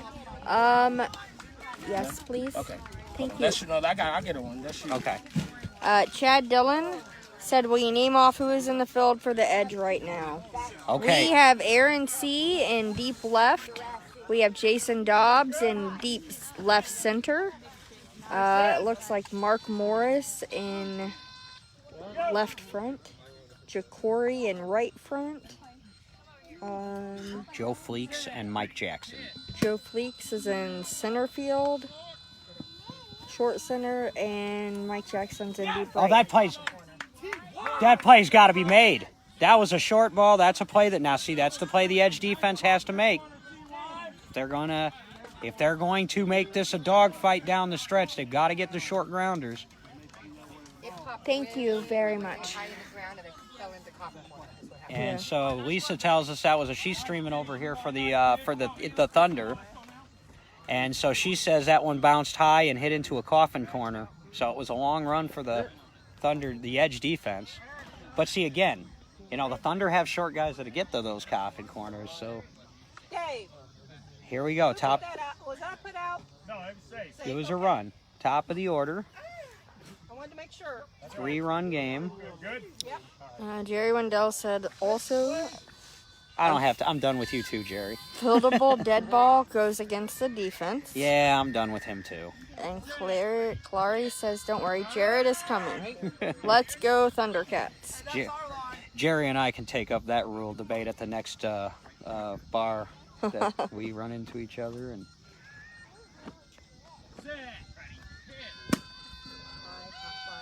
that's way in the air. It just landed. Foul ball, though. The Edge catch a break there because Dang, Dave, could you call us out a little later? You're welcome, Chad. I gotta wait till it comes down, Joey. it sounded like Eric was nearly at that base when the ball was called foul. If I had a golf shot like that, I'd be 10 strokes better. Stop it like that. That's why you still play football, Dave. That is. As long as the windmill keeps out of my way, I'm good. Jerry says, Dave, it all works out. Tell that to Fleeks. And so Eric will come back. And now we got a plane. So we'll have a little timeout.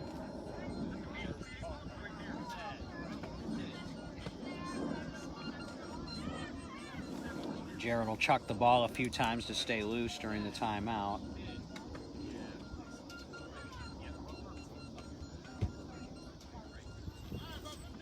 Good, guys? All right, here we go. Set. Ready. Hit. Good. 3 strikes now.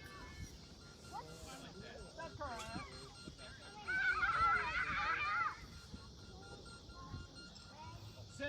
Ready. Hit. Up the middle. And a run for Eric. Attaboy, 7. That extends the Thunder lead to 4 now. 7. Score, please. 16-12. Thunder.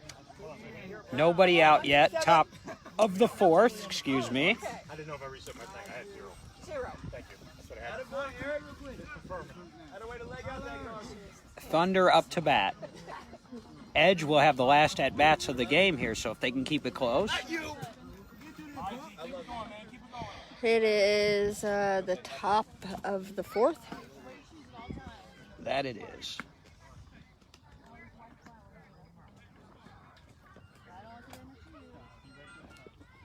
Bases.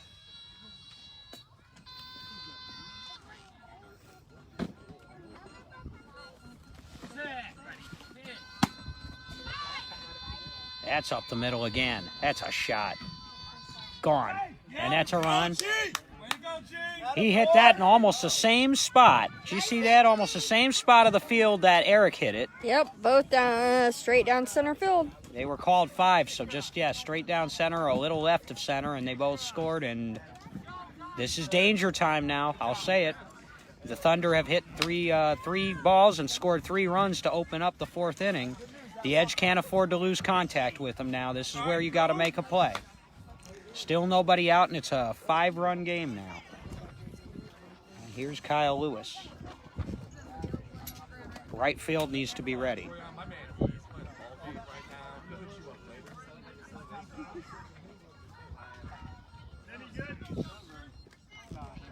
And these two teams will do it again tomorrow morning. Hopefully the rain will stay away or it'll blow through here tonight. We hope so. Not supposed to. It's supposed to shower tonight, maybe. That's a high ball. Oh. Nice play, Morris. Out Actually, by that wasn't high. Jacory. Jacory? Yep. I thought it was Mark Morris. Oh, That's yeah, it's Mark Morris. Good See, play. I apologize. Mark Morris caught it. Hey, between the two of us, we'll figure it out. We will. Almost dropped my cap. Okay. It was that really nice lady who told me. How much shade was on the shade before I had to go on next? But we'll take it. Great job, Mark, and I apologize. 1 out. 1 out and Corion's up. And if they can get Corion and Adam here, they'll still, again, even with those 3 runs given up, they'll still be in decent shape. Makes sense. Let's go. Flat down. All right, guys. Set. Ready. Hit. Right. Hope it's over to our right. He's got it, Dave. Oh, it's too slow. That's all right. Way too slow. Way too slow on that one. Oh, no. Hey, Dave, we can say you showed your butt in that video. Oh, did she get it in the video? Oh. Right in front of her and bent over. Oops. Did I show my butt to all the viewers? I Trying to get don't that think ball? Maybe so. not, but he was like right there when he was thought he was going to get the yeah. ball. I tried to get low enough to get under the camera angle, but You might have. I did not pay attention. Did anyone see Dave's butt as he dived for the ball? You can let us know. it wasn't anything to look at. Meanwhile, Corion scored, though. And that makes it a 6-run game, 18-12. And Pull the trigger, Adam. the Edge could use another out here. Bases, please. Do the Thunder usually have the same lineup? Usually, but they're missing a couple of people today. Like I said, Corey White's not here, and Zach Bueller's hurt. But yes, they've been using, as far as their starters, they've been using the same 7 or 8 players for the last 4 years. Oh, wow. In fact, everyone in the starting lineup for the Thunder today, except for one, was in the starting lineup for their first championship in 2016. Oh, wow.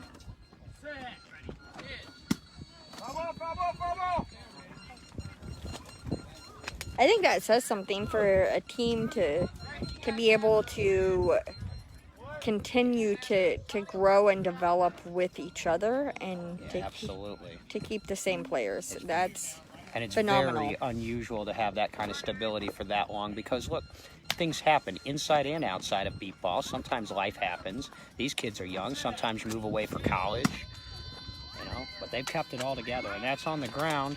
Somebody needs to make this play, and they didn't do it. And that's tough. Now that assures they'll turn the order after Tyler because there's still only 1 out, and now it is 19-12. Look out.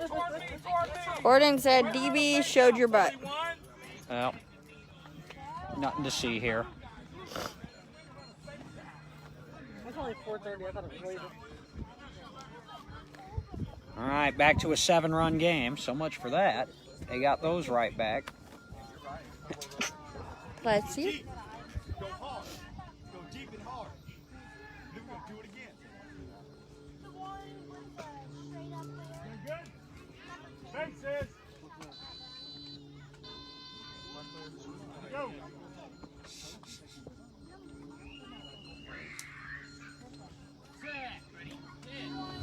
Right. All right, T.Y. right here now.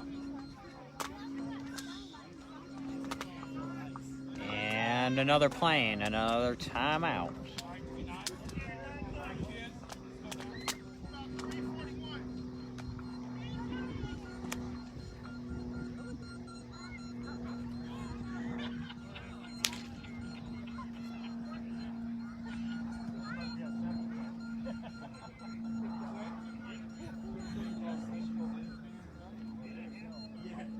And while we have this timeout, I want to send a shout out to the producer of Indy Edge Beat Baseball, Frank Porter. Does a good job putting all this stuff on YouTube. And oh, that pitch is in high. Ooh, and a run. Another run, so that's 6 out of 7 in the inning, and this looks like one of those Thunder runs, Megan. That was deep in right center. They Yep. are hitting the ball hard.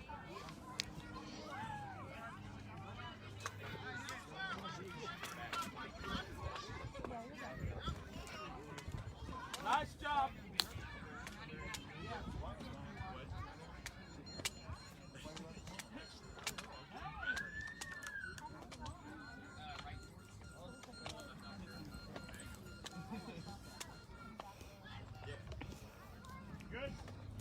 So back to the top and Eric.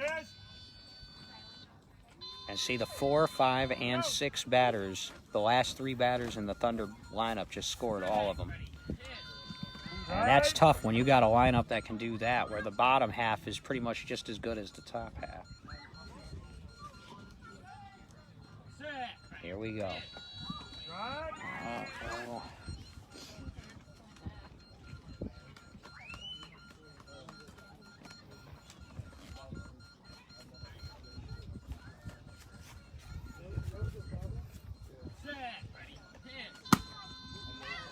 That's a play that, oh, it's past Morris. Yep. Oh. Somebody behind. The problem is the behind Mark Morris are not getting a whole lot of putouts. That would be Aaron C. and Jason Dobbs. Yeah, right now they're just not getting a lot of production behind them, and that was on the ground. And that's the 8th run of the inning. And it is 7th run of the inning. It is 7th run of the inning, and it is 21-12 now. Still only 1 out. Does the 12-point rule take effect sometime? Only after the inning, and the Edge are the home team, so I'm not ready to doom them to that just yet. Wow. Here's Dicus.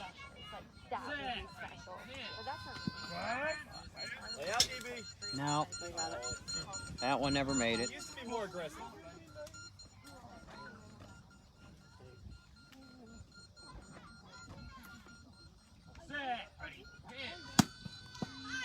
That's in play. A 5 was called up the middle. And a play. By Mark Morris. All right. 2nd out of the inning.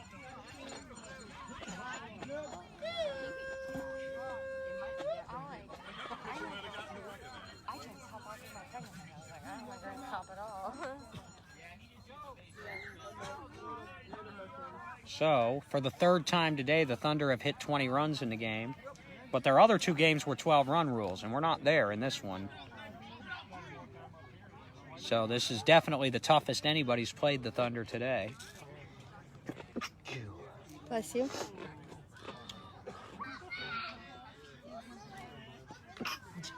Dandelion Bless dust you. or something. It's not COVID, I promise. It's allergies. It's Indiana. The change in seasons and weather. Mm-hmm.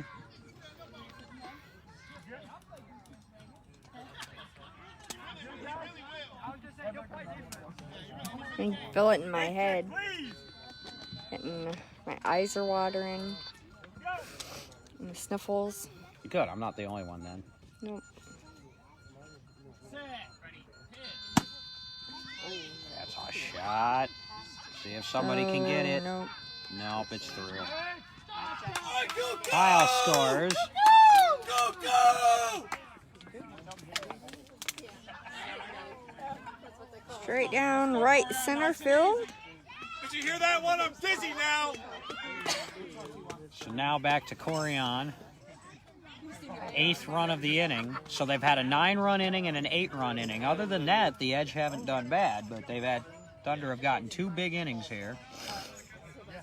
And they now lead by 10, their largest lead of the game. Oh, wait, that's the score? 22-12.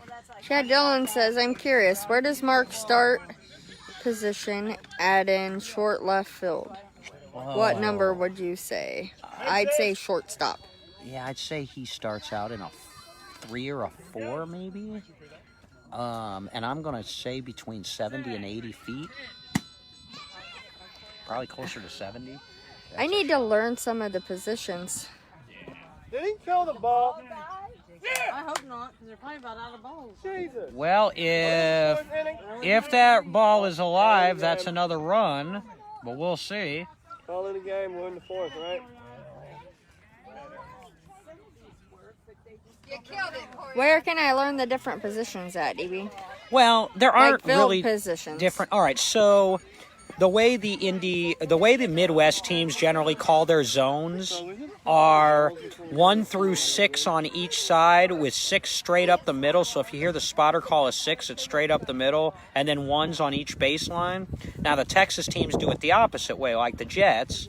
For instance, their 5 zone is on each baseline, and then their 1 is right up the middle. There's just something not right with them doing it backwards. And then with the positions, the edge defense is a little different than the Thunder's. But with the Thunder, I usually call it short left, short right, left wing, which is middle left, right wing, middle, which is middle right, and then deep left and deep right. Infield, midfield, and backfield. I mean, but teams have all sorts of defenses they like to play. But I think Mark Morris would be playing like where a conventional shortstop would play. Yes, I can tell you the positions in regards to baseball, but that doesn't always help, so I need to learn. You a big baseball fan? What's your team? I like the Yankees. Oh, okay.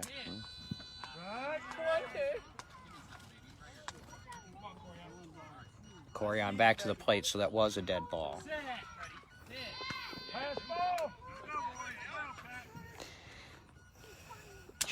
Chad's a part of that Gateway Archers team out of St. Louis. Ah. I liked what I saw. Out of them, that's in play.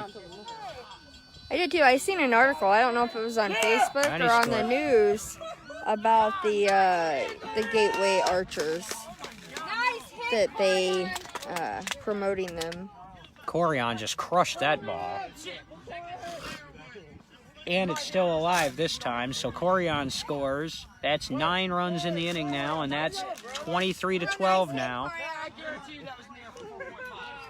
The Edge need the last out here in the worst way. They need to get an out and get back under their tent and hit. Kalari said, "Let's go, Thundercat. Told you Jared was coming."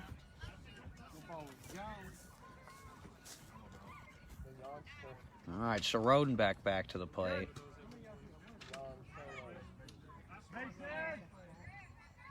Mason, please.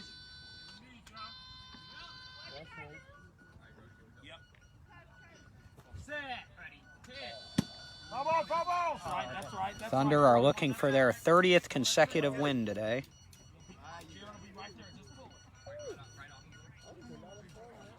Their last loss was to San Antonio to open the season last year. And that's a 4 on the left side. Aaron's hitting well, but he's struggling a little bit on defense out there. That was sent straight up the middle. It was a 4 left. It was called a 4, so it was a little bit farther to the left, it sounded like. Nope, it was or to the right. To the right. So that was more of a, not an Aaron C. That would have been more of maybe a Fleeks ball. Yep, it was Fleeks. We have been in this zone ever since June, baby. All right, and so that is 10 runs in the inning now, 24 in the game. They've doubled them up, 24-12. Hi, William Johnson. Greg says, "Good choice for baseball team, Megan. Go Yanks." I'm outvoted, so I will say nothing. That's all right. I just like baseball. I'm wearing my old throwback Chicago White Sox shirt. Chicago White Sox. My husband likes from back when they were good. The Cubs. Oh, I don't have anything against the Cubs, but I was raised a Sox fan. Foul ball off to the right. All right. They need to get Tyler Rodriguez out here, because if they get back to the top of the order again, this could get a little dicey.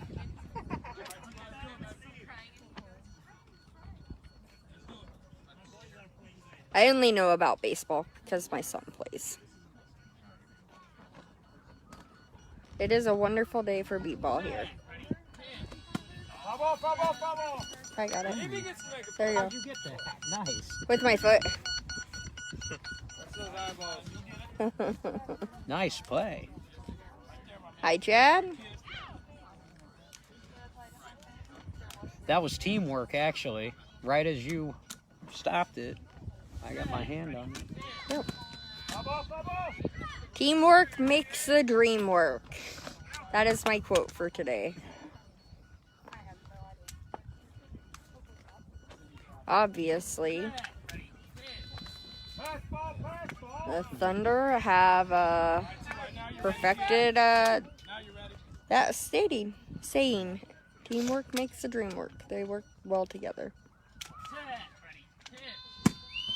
Ooh, that's a good stop.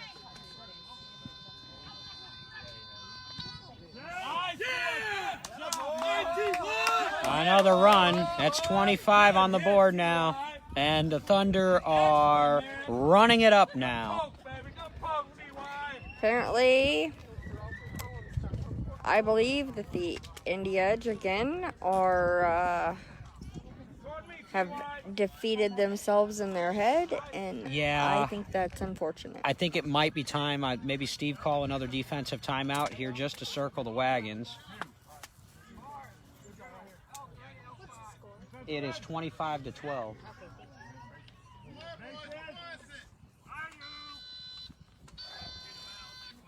The Edge still have 9 outs to work with, but they need to put a stop to this.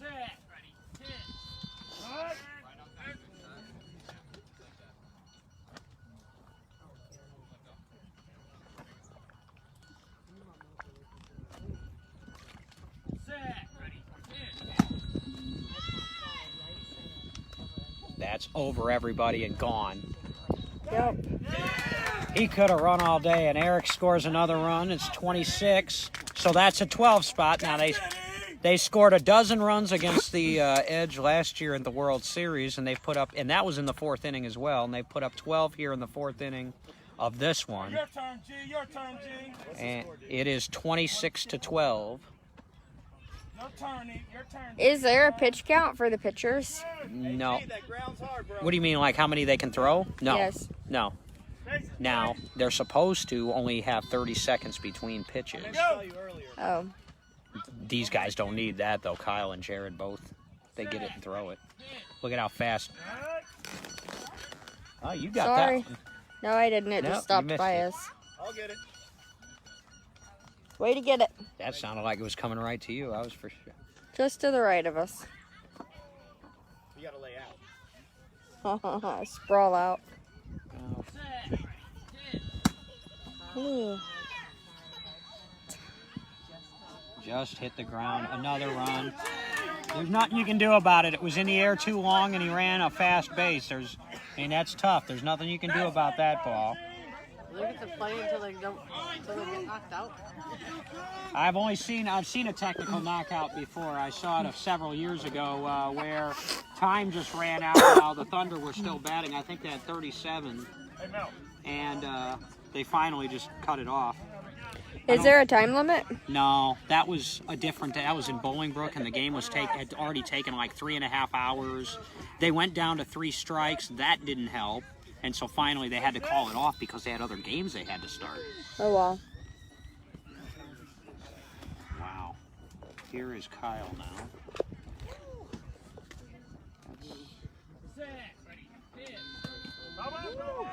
Mark. I count 13 in the inning now. Oh, wow. Look at that one. That is gone. He can run all day on that. Yeah. And Jared Woodard is percolating hot right now, and the Thunder are showing why they are 97-4 over their last 101 ball games. And it is 20, by my count now, 28-12. Let's go, Corian. Quit mocking Cindy. I'm losing my voice. To your right. Really good. And back to Corian White. I think this is the 3rd time he's come to bat this inning. Bubble! To our right. Yep. Chad Dillon says they should consider a mercy rule, whereas if you make it through the lineup twice in the same inning, the inning is then over. I've always kind of been in favor of mercy rules. Now that's creative. That's something to think about. The idea against mercy rules in beat ball is participation. They want to get, the idea is, but the Thunder are keeping in their starters right now. They have a bench, they're just not using it.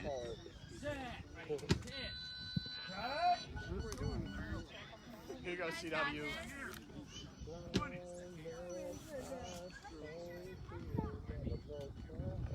Just not using it.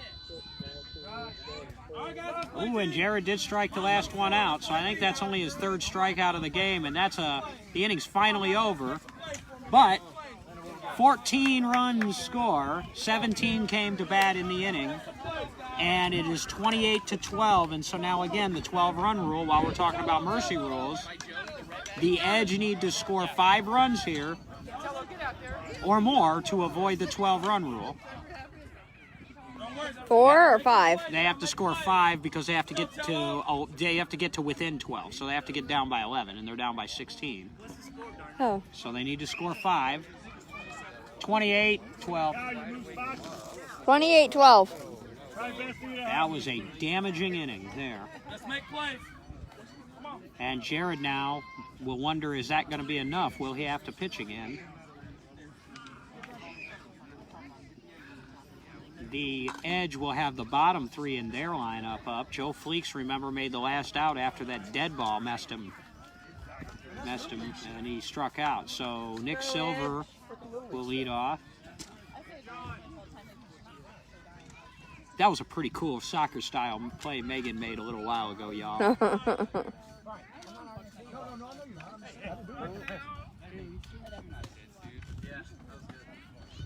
I must give credit. I don't know if you've ever played the sport before, but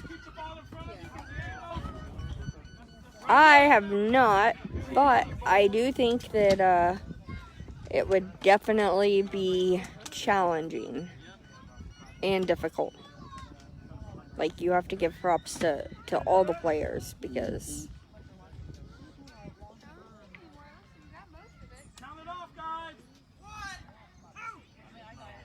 and the Thunder are keeping their starters in the game, at least for now. They want to see if they can get this into a 12-run rule.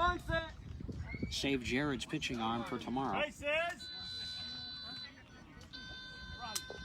Boy. They scored 14 in the 4th inning of the championship game against the Jets.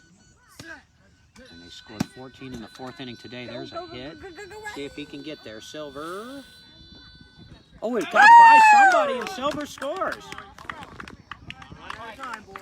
All right.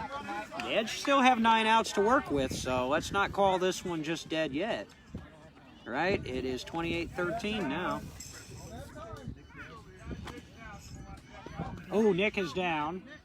We found out Nick Silver is down. Let's see if he's all right. Nick is usually a really healthy guy.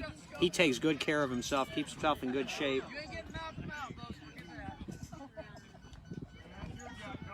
Keep an eye and see if he gets up.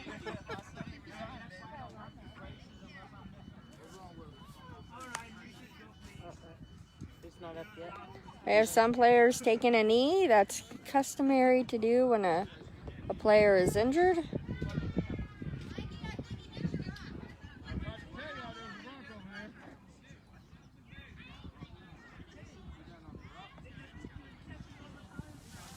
I would take one too, but I'm so stiff from sitting here, I don't know if I'd be able to get back up. I've been trying to move, especially after getting hit in the leg with that ball. I've been moving my leg every now and then. That's why I've had somebody get that bottle. Oh, we've got you covered. Oh, no. M squared and I are like a brick wall I said, here. well, first Nothing's game, getting and through. I said I took a picture. I said, first game, I didn't even play, and I got hurt. Did he get up? Yep. All right. He's walking back. The wind got overheated. All right, Mike Jackson now.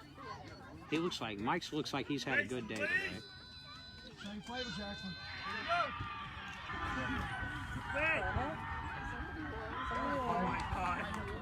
That's from Chicago or Kansas. That looks like Atlanta and Chicago, and somebody must have won that game over there or something because they just a loud cheer over there. I'm gonna say it was Atlanta. Atlanta looked like they may have gotten their. Well, I don't want to be premature, but the Atlanta bench just went nuts. They did. That would be their first win of their team history if they beat Chicago over there. That's pretty awesome. Chicago's struggling to say the least. Aw, It is too bad. that is sad. I worry a little bit about the future of that comic team. Straight down the line. What do you think about players jumping from team to team? Well, nobody's under contract. Nobody's being paid to play this game. You know, and a lot of people have friends that are on other, you know, you make connections in the league. I think if you can have a team full of guys from your local area, though, that stick around and play together and train together like the Thunder have, I mean, that's ideal. Is that more beneficial, do you think, as a player? In my opinion, not only as a player, but as a for fundraising purposes. You can get a whole city behind you if you can do it. There's a ground ball. Oh, and he got him. Eric Rodriguez again. So that's one out. But I'm not gonna be critical of players who choose to play. I mean, I'm from Illinois, and I spent the last few seasons playing down in San Antonio, Texas. I've been with, well, really 4 if you consider the extreme, but they were really, a lot of them were off the Thunder tree. So really 4 teams in my career over 20 years. Chicago, Indy, back to Chicago, Indy, and then San Antonio. But really 4 organizations. So, yeah, I'll teach their own. But boy, if you can get a group of kids from the same city, they can go play, they can practice in their backyard if they want to. You know, it's amazing. So I think that would be helpful. Mark Morris, yeah. And that's on the ground. A 3 called by Lisa. That's left field side. Eric should have. No, he doesn't. Mark Morris beats that out. Yeah, he went to dive for it and dived like right over it and missed it. Hi, Eric. Got it past him. So Morris scores. So 2 out of 3 have scored to start the inning. Now they still need 3 more to stay out of the run rule. It's 28-14. This was 14-12 going to the top of the 4th, and then the Thunder dropped a 14 spot. Jerry Wendell says, I don't have enough fingers to count mine.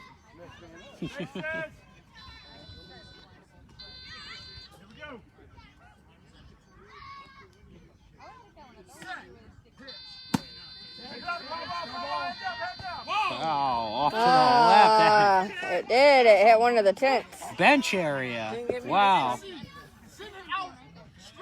Wow. He was like 45 degrees foul to hit it over there. Holy cow. Yep. That was a rip, but he was early.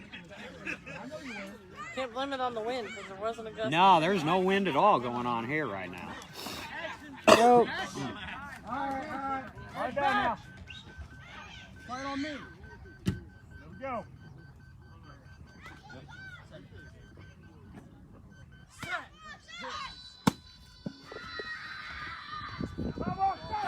Foul ball. Whoa. And that looked like it was almost a collision. It sounded like it was almost a collision. They yelled stop. Yeah. That's Mr. Four Rings right there, baby. You don't want to see it. Don't do it to him, man. That's Mr. Four Rings, baby. You don't want to see it.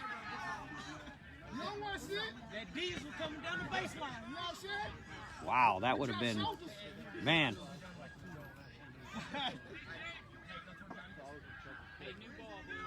And they're wanting a new ball. They're going to have to get a new ball in. This one's starting to go bad. We don't have any more. One out. They have to go buy one. Top of the fourth. Bottom of the fourth. I'm sorry. One out. Bottom of the fourth. Right? Yeah. 28-14. Long games like this are tough on those of us who smoke. Yes, I know. Sorry, I like- didn't mean to mention it to you, but I've been sitting here thinking it, so you're all right. now at the tournament last month, they didn't have any such smoking restrictions, and so to be honest with you, I had one or two while I was live streaming back there, which really helped. But here, it's a long walk. I think we could take a small walk You can backwards. take a walk up. Yeah, or up. Well, you want to we do could, that? but- yeah, do you want to? Yeah, we can. Keep. You wanna live stream it? Yes, Nick is okay. Yeah, we're gonna take Thank a you quick- for If you give me checking. the phone, I can hold it. Yeah, we can take a comfort break or something, unless she wants to bring the phone with her. I can bring it with We're me. never gonna do play-by-plays, but unless, I mean, obviously if they get, Let's do it. I'm not as knowledgeable as you. That's okay. I'll just take it. Don't step on feet. Hang on, I gotta get my shoes on. Okay.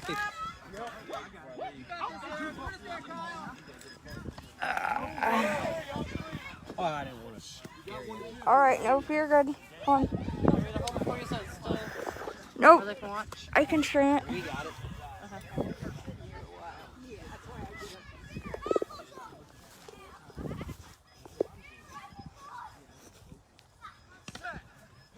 Let's go back this way. Sorry. No, you're fine. That's okay. Oh, come back this way, Dave. I ran into an obstruction. Okay. Are they going to be able to see anything from back there? Yeah, I think so. The camera will still work? Yeah. Actually, a little bit up on the hill.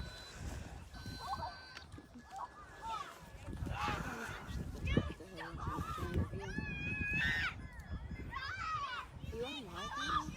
Yeah. Oh, sorry. You want to hold it?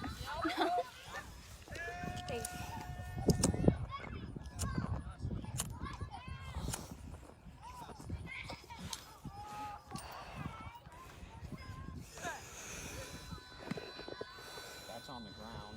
3 was called. That's going to be picked up.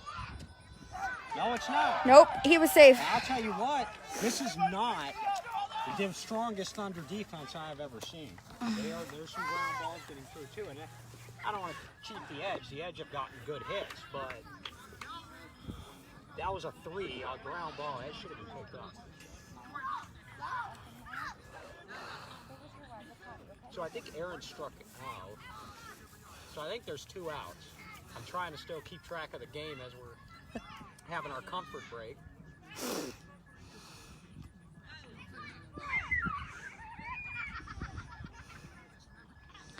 I need a nap. 15.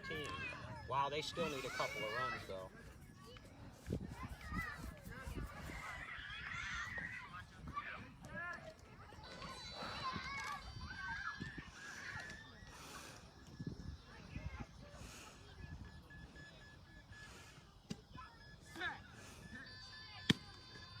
Oh, dead ball. It Hit him. hit the pitcher. He is down. Oh, you're back there. Nobody can even hear me. I'm sitting here talking to myself. Nope, we can hear you. Oh, will I look more discreet probably? You probably got the right idea. Jerry Wendell said he played for the Indy Rebels, Albuquerque, Indy Eagles, Windy City Hoosiers, Chicago Insight, Denver, Oklahoma City, Indy Thunder, RHI Indy Edge, and probably somebody else. I think he was a Chicago Bluff for a year. Wasn't he a Bluff the year that we combined with the Indy Thunder and formed the Blunder? Ooh. That's what they called us. I think 2005 maybe. I seem to remember Jerry playing with the Bluff once. Not the Bluff team he beat in 1990 pitching for the Indy Eagles. He won a championship as a pitcher. But the later age, the Bluff team that wasn't very good, frankly.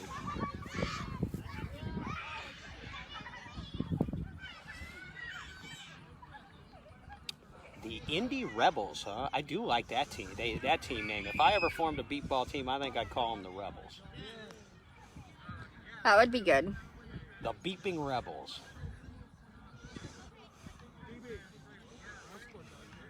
What's that? I have 28-15. 15, right? That was the third out? Yeah, so they're in the 12-run rule now. So the Thunder will stay out for 6 more outs, and the Edge will have 6 outs to catch up. They're down 13. That's unfortunate. Well, they fought with them for 3 innings, and then the Thunder just opened it up.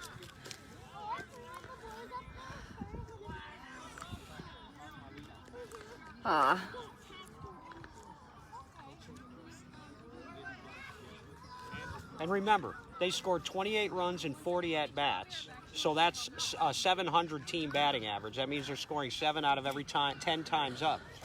And they were missing 2 studs from their lineup, Corey White and Zach Buehler. So I don't mean to brag on the Indy Thunder too much here on the Edges stream, but they hit 700 this game as a team without 2 of their starters.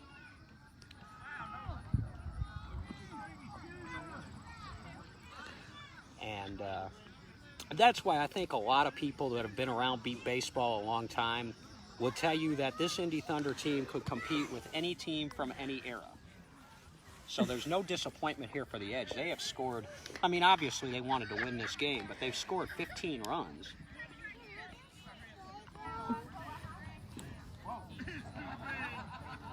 Is somebody hurt?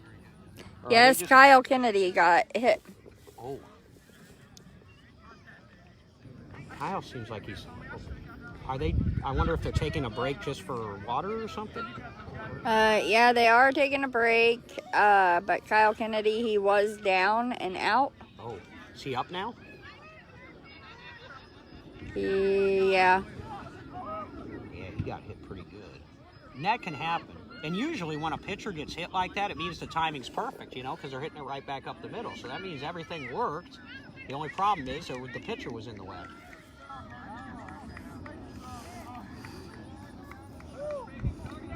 We will be back at it. Game time's supposed to be 8 o'clock tomorrow morning, so we will probably get on the air about 10 till 8 or so.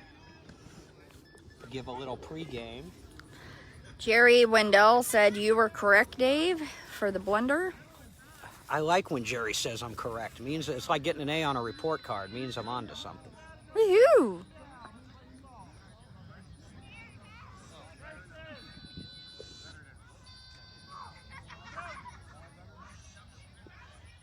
Okay, Fleeks is back up, so this inning isn't over yet. Nope. They're not 12-run yet. Not yet. That was a break for Kyle.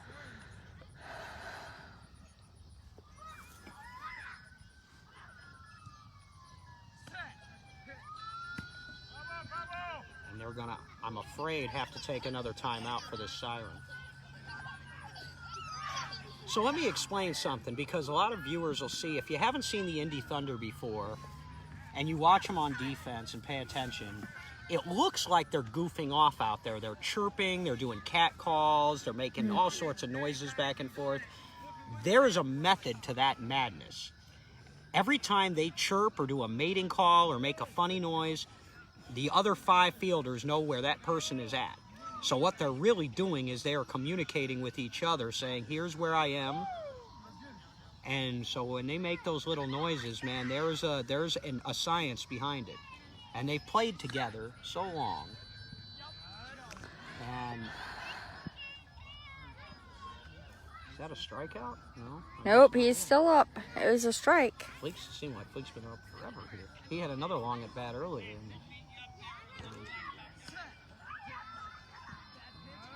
Hi, Bailey.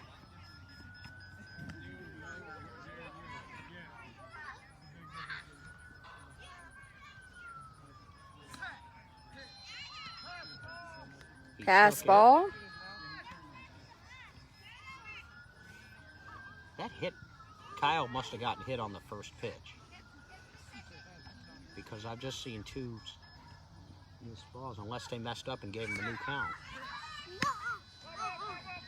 Another foul ball.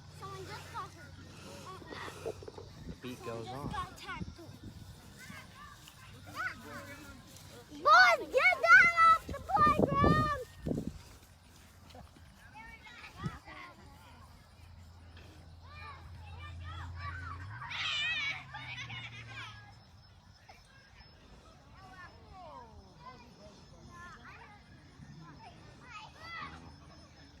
This game was moving at a good clip. Now it's like swimming through molasses these last couple innings. Yep, but you said that come the fourth inning that the Thunder seemed to come alive. And they did. Ooh, that was a good hit. Looks like he's going to be safe. And there's a run, so it may not be time to call him 12 run yet. In fact, that's 16 now. So if Nick Silver can score here, they will avoid the 12 run rule because they will be back down by 11 and they're the home team. The only problem with that is if they get it inside the 12 run rule, that means the Thunder get to bat again next inning. I mean, they might hit 40 the way they're hitting. Yeah, that mean they had the breakout fourth inning, but remember, they scored 9 runs in the first inning too, so they slowed down in the second and the third. Thunder scored 9 in the first, 2 in the second, 3 in the third, and then 14 in the fourth.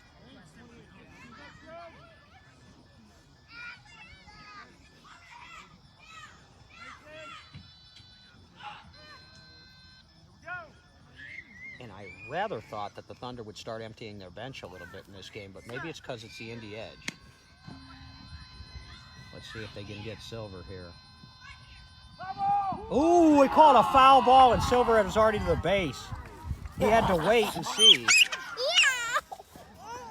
Wow, he called that foul as Nick hit the base. So Nick will have to walk all the way back and do it again.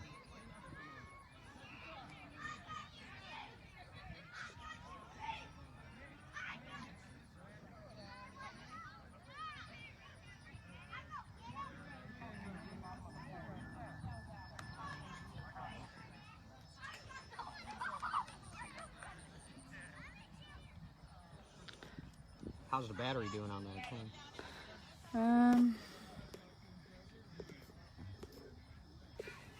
You done with your SIG? You want to resume our places? Yep, we can resume our places. I am done. I think we... I just turned 38. Wait a second, it takes me a minute to get up. Dave, you're young. You're young. I'm older than you. I would have never guessed. Yep, come to your right a little. By a month. No, by a few years. I'm 41. No way. Yep. I wasn't going to make you say that on the air, but... That's all right.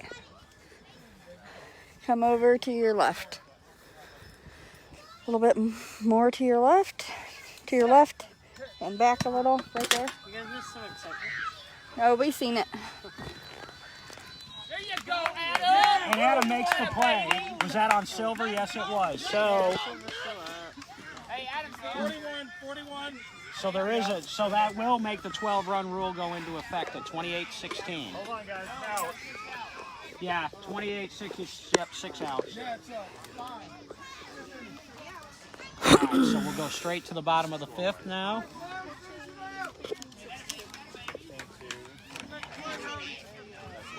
Yep, so it's the bottom of the 5th. Hey, Jared, do you still have all your starters in, or did you make any subs? Eric's out, so Adam moved up to short. Who? They were still up. Okay, so Tello moved back to deep left. So Edge is still up since we're doing the 12-run rule. Yeah. So so Thunder moved Tello back to deep left, and put Adam Rodenbeck in Eric Rodriguez's spot at short left. Took Eric out, and put Ikramella, one of their reserves, pretty good fielder though, in left wing. So now on the left side, front to back, you got Rodenbeck, Ikram, and Tello. Right field side still the same, with Corian White, Tyler Rodriguez, and Kyle Lewis.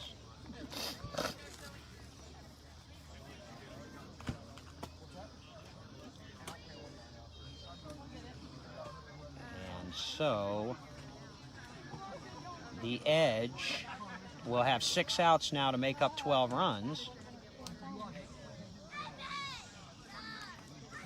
They got 12 runs in their first 3 innings, so it's not entirely undoable, but they have to believe, and like you said, it may be getting a little down on themselves at this point. But they'll get another shot at these guys tomorrow. And sometimes in the morning, because these kids are young and you know how that goes, sometimes in the morning, the Thunder can start out a little slow. It's, you know, not always, but sometimes you can catch them early. You're playing this game. Yeah, this thing was moving along at a good clip, and now it's like dragged to a crawl here. We'll see if the pitcher's able to move in the morning. We appreciate everybody sticking with us here, and I don't know. Don't go this long tomorrow. We gotta be out of the hotel by noon. I'm confused what the delay is here, though. Just those guys scoring. Well, no, we've been waiting here for quite a little while between. Did they get water or? They may take a water break. Is it just this game tomorrow, or will There's just one game tomorrow, the Thunder and the Edge. And then the Comets and Chaos will play again for third place. Huh? They just said there's one game tomorrow. One game for every team. Yeah. Oh, okay, I got you. I didn't understand it. Oh, thank you. I would have gotten those. Oh, what did you leave? Your smokes? No, she picked up all the waters and Pepsis. Well, that was nice, yeah, because I know I littered twice. No, I mean, I didn't. This is my first time I've actually been to the whole thing. I know at the end of the other big tournaments, there's one game. That's all I was to. All right, so.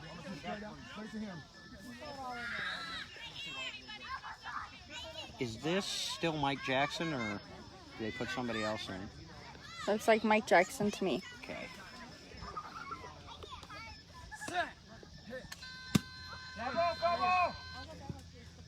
Off to the right, he was late. Come on, Eddie, you gotta get down, buddy. Just start the cooler up. All right. I'm not playing, I ain't getting down.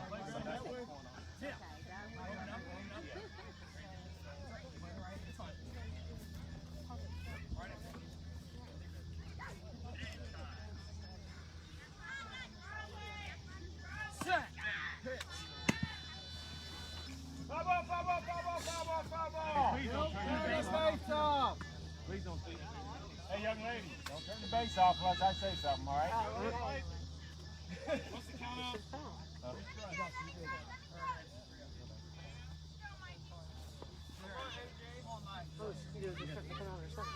Well, if you turn it off too fast, though, when a guy's hauling ass down to the base, he can go off course and a lot of bad things can happen. So the idea is to leave it on until he stops running.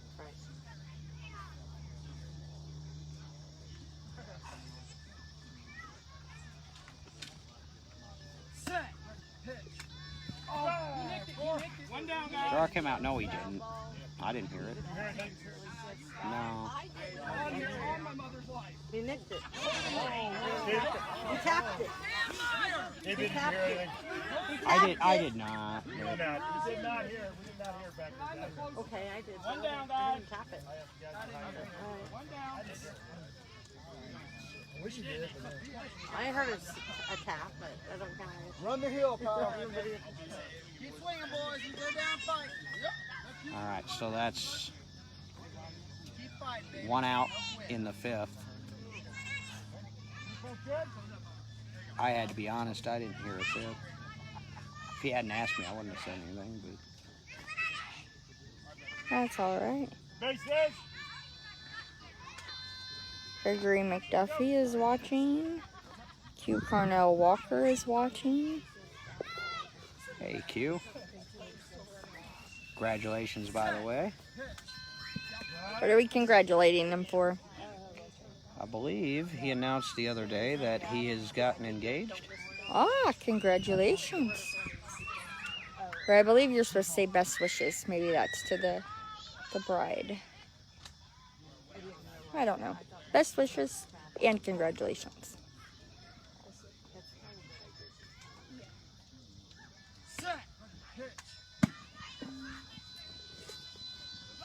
I didn't hear a call. Yes. Got him. There were two numbers, though. I did, yeah, there were. 5, 6. Yep. And so they'll trade off. So he didn't get the call on the foul tip, but he did get the call on the double call, and I thought that was right. That's the first double call I've seen the Thunder make in ages. We've had 2 of those today. We saw the Edge get called for one against Chicago, and now we see the Thunder get called one here. And again, they've got a new spotter in right field.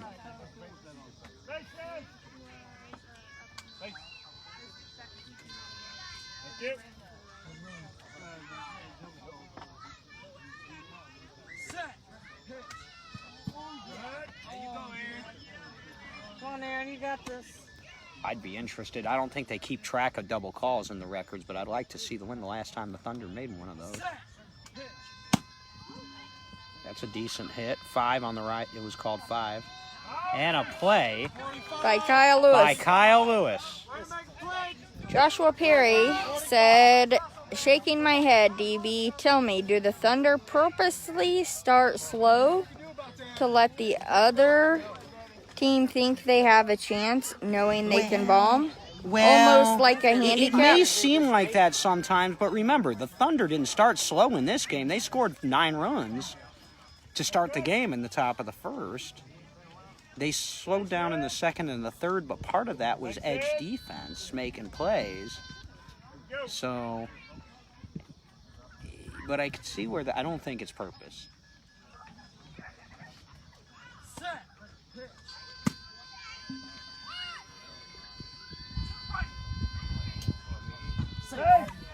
You know, and that's a run. But, you know, when the North Carolina Tar Heels men's basketball team used to be really, really good, and I'm talking about in the Ty Lawson, Tyler Hansborough, Dan Green, all of those guys, Ellington, in those days, I would wonder the same thing about them, because they would fall down to some team by 7, 8, 9 points early, you know, in the middle of the first half, and then all of a sudden, and you'd think, all right, are they just playing around? Because then they'd go on a 20-4 run or something, and that would be the end of that. And so, you know, I don't know what it is. You know, maybe when a team knows they can turn it on at any time, maybe subconsciously, but I don't think they're doing it to build up the drama. I think they would just as soon crush teams and get down. Do you think that, because I've seen this with some pitchers in like baseball or Little League, like they're able, not kid pitches, of course, pitchers, but adult pitchers that can, like in coach pitch, that they can pitch the ball to a certain place to maximize wherever that kid is going to hit it? Absolutely. I think the best pitchers in beat baseball can do that, and I think Jared's one of them. I think Kyle's getting there, but Jared and Kevin Simpson come to mind, and that's why, I mean, most of their hitters are right-handed hitters, but that's why you see that they can hit to any field, is because I think that the pitchers are good enough now to adjust either the timing of the pitch or especially the location on the bat. For instance, if you pitch the ball farther outside on the bat on a right-handed hitter, he's more apt to hit it to right field than if you pitch inside, where he's more apt to pull the ball. So I definitely think that the best pitchers in beat ball are able to place the ball. I don't think the hitters from 20 feet away with a blindfold on have as much control over where that ball is going to go, but the pitcher certainly does. If I was Kyle Kennedy, though, with the speed that this team has, I wouldn't do that just yet, because some of these guys he hasn't pitched to for very long. So if I were him, I would just try to bust them all dead center. And Jared's had most of these guys for 5 years, and he was pitching at a high level even before that. So sure, placement happens in this sport.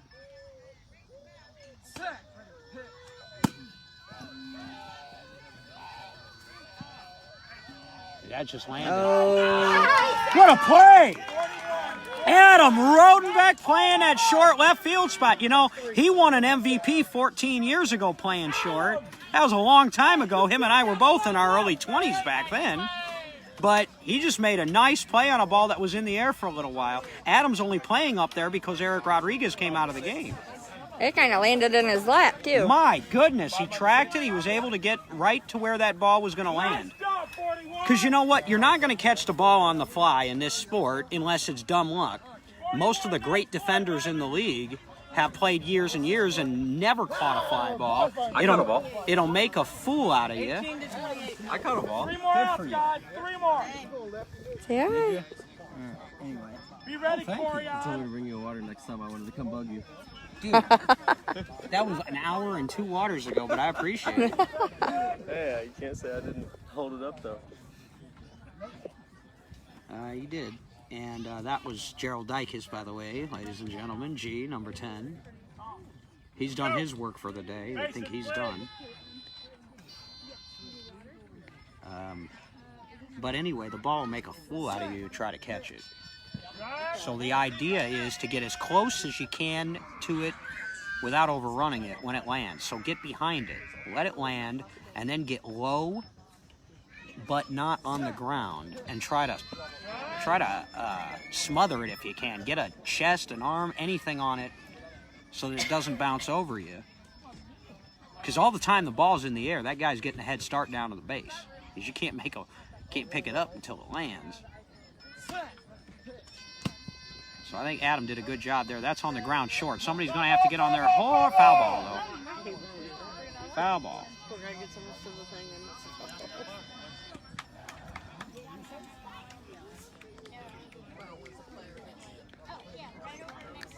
And Corion was not as aggressive on charging that slow ground ball. It was foul, but I think Booker would have wanted his short right field player, Corion, his youngest player, youngest starter anyway, to be a little more aggressive on that ball.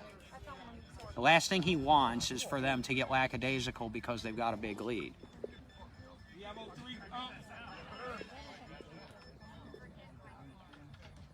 I don't see Ron Brown, or I haven't heard Ron Brown here, his assistant coach. If Ron was here, we would hear him. Because he has a megaphone built in to his throat. Pass ball, pass ball.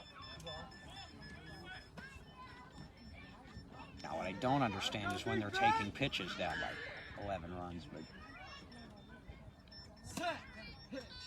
And he strikes out. That's 1 out. 2 more outs to go, and we will be at the end of the first day of competition here. Be ready, Adam. Be ready, Corey. These 2 teams will play tomorrow, and you'll get DB and M squared again for that one. Woohoo! We are excited. Only right now I am tired, but I'm still really excited.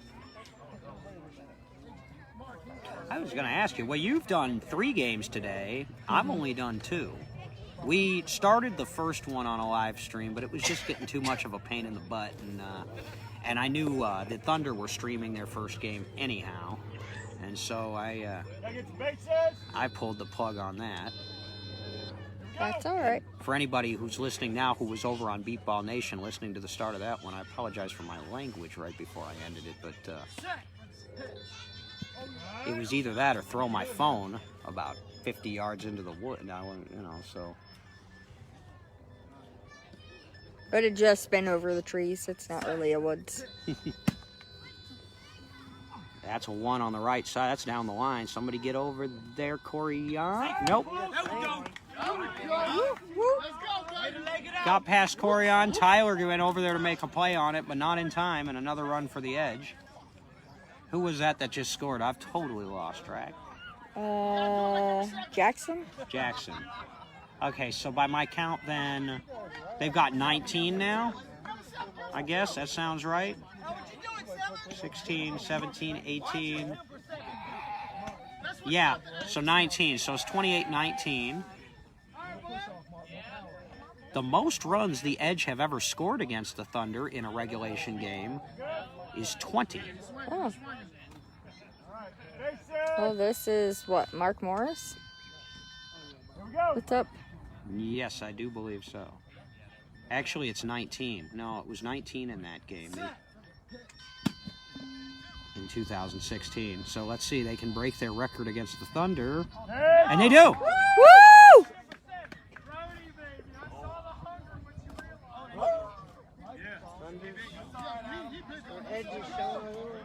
Yeah, they're not quitting. That's for sure.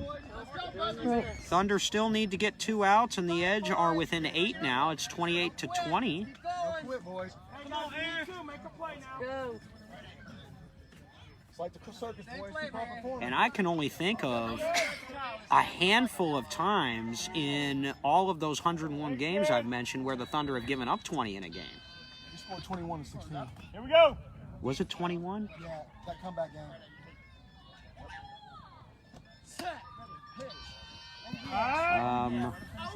No, sir. I believe that was 20 to 19. It was 22 to 21. Let's go, AC! I'll go back and look, but I played it. I've got it live streamed. I know which one he's talking about. It was a 17-1 lead, and they got hot, and they hit themselves out of the 12-run rule that day, which is rare for a team to hit themselves out of the 12-run rule, but they did. And then, of course, the Thunder ended up winning it when they got their at-bats back. You all over, baby. Right there, Mr. C. So that would have been back in the Indy tournament way back in 2016. I think Lindsay was still pitching for the Edge back then. That's how long ago that was. We heard earlier, she's the new pitcher of, The Indy Soul, apparently. yes. There'll be a team coming up next year, I bet.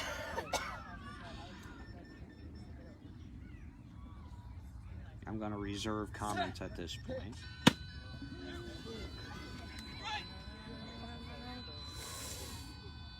Oh, and they got another one. Let's go, Aaron.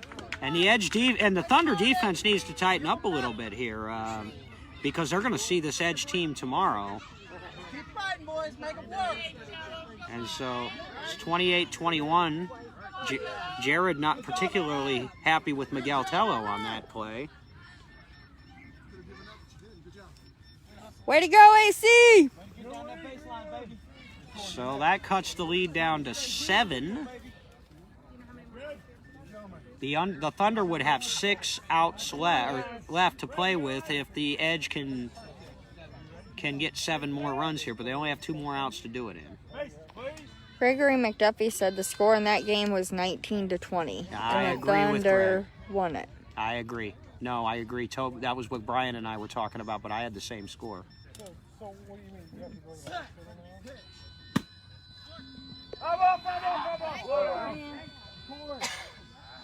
In fact, the Thunder have 21 runs now. I can only remember 2 games, 3 games where the Thunder have given up more than 21 runs, and all 3 were to the San Antonio Jets. Oh, wow. One was a 22-20 loss. One of their only losses in their run came to the Jets back in 2017. The Jets, of course, lost that epic game 30-28 to the Thunder last year at the World Series. Yep. That was a classic. And then I think the Jets scored 24 in a game once where they lost 29-24. I think that was also in West Palm Beach in 2017. They played them twice at that World Series. The Jets beat the Thunder on Thursday morning in the winners quarterfinals. 8-seed upset a 1-seed, and so what the Thunder had to do was win 7 straight games to play their way back to the championship. They did it. Oh, my word. They won 6 games over top competition in a 48-hour period, beating Houston, Boston, San Antonio, Colorado, and then Taiwan twice to win the title.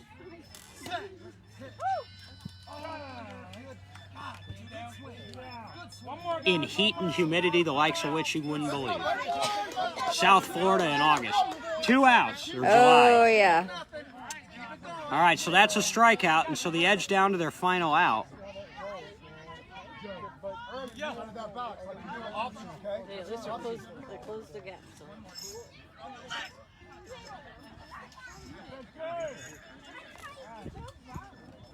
big gap to close. So, unless somebody corrects me, I believe the Edge are the only team other than the Jets to ever score more than 20 runs I'm impressed. against the Thunder. You see, and Kyle's had a good game again. He's had a good game. It's just the Edge defense has to get, especially at the deep spots. If Aaron C. is going to play deep left field, and he'll improve, but right now that's a position that can be a little bit tough. Dobbs made a putout, and he came close to another one. But most of the putouts in this game have been Mark Morris and Jacory, and to beat the Thunder, you're going to have to get some putouts from your back line. Yes.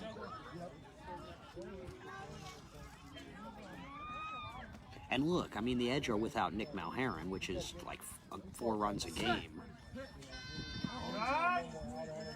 And that was the problem the Jets had against the Thunder, is they didn't have Zach Arambula available to bat, their best hitter, their leadoff hitter. Jerry said Nick would normally be deep left.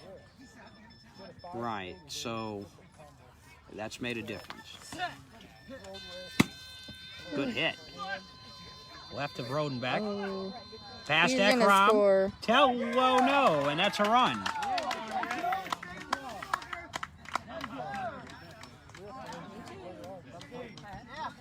All right. Get down! So that's 22.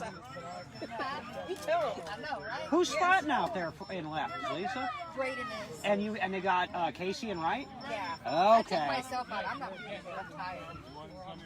What was before you took yourself out? Was that a double call? Yeah, it was a 6, but she called it. She called the 5. She called Yeah. 5, yeah. Can Okay, you- she's a new spotter. I understand. No, we were talking about that, and I was going to ask because I don't think they keep track of it. When was the last time before that the Thunder double called? I can't remember you and Mariah. I can't remember you guys ever. And I don't think you and Cindy did either.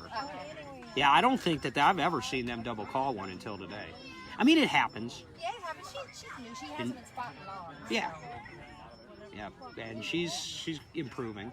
And so Lisa got that 5 out there first, and then I thought I heard a 6. And 22 to 28. that's the most common double call, too. If you hear a double call, it's usually, especially with a good team, it's usually a 5 and a 6. And unfortunately, it can come at a very inopportune. I remember Chicago Comets got knocked out of the World Series by Austin one year, and there was a double call that all but lost them the game. It would have been the 3rd out of the inning. It was late. They still had a lead, but Austin was mounting a charge, and they got a double call. It was a clear 5-6 by the 2 different spotters. Austin got the run. They scored several more, and the next thing you know, the Comet season was over. So they can hurt if they come at the wrong time. All right, here we go. We're taking another break out here. What's going on here now? I don't know. We're almost done. We're coming down the home stretch, Megan. I can tell. I can hear the fatigue in your voice now. Yeah, we got up at 4 this morning to be here. Wow. By 6, although we were a little bit late getting here. Goodness. We don't have any left either, so. Yep, ready? Still getting run, Ron. Is she over there? I didn't know whether. Bases, play. Here we go. Well, hold.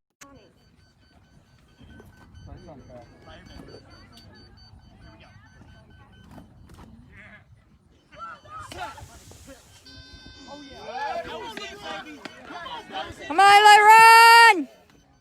Leron Carter. Okay, so they put in a sub. I didn't notice. You up there?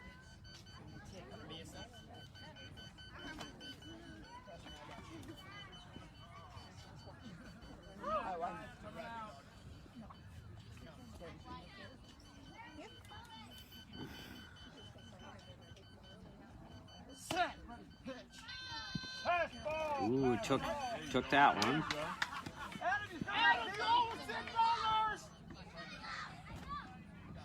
I think Adam thought the game was over, maybe.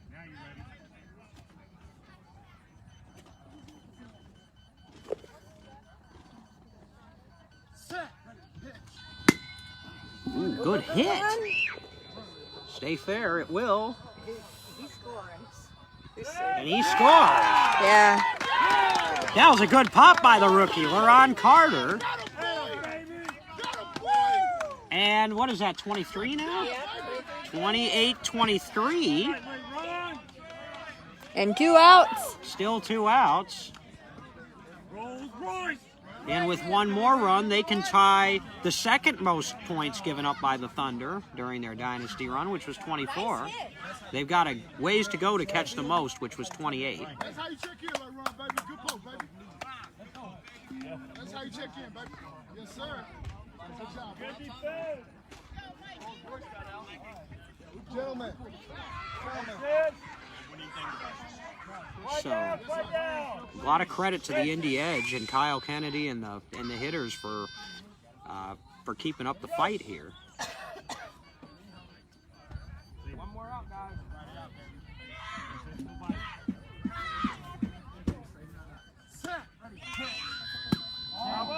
There you go, MJ. Just say not out, baby.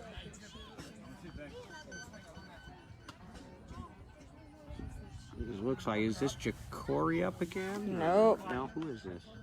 Jackson, maybe? Oh. Oh, yeah, that makes sense. We're at the right part of the order. Oh, on the ground, he's going to have to run hard to beat this out. And they let that one get through, and the Thunder defense is looking a little shaky late in this game. They keep hitting it right up the middle. And they don't have anybody right up the middle. Nope, and that was one of our keys earlier this game. We were talking about if you're going to score on the Thunder, up the middle. But those guys have been taught.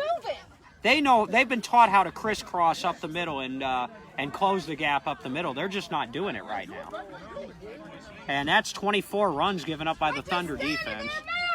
And I'll tell you what, Lisa Gilchrist, a spotter, that she's to our left. She's not happy.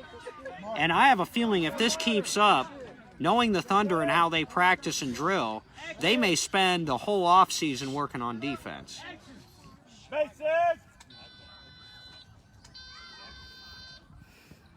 28-24.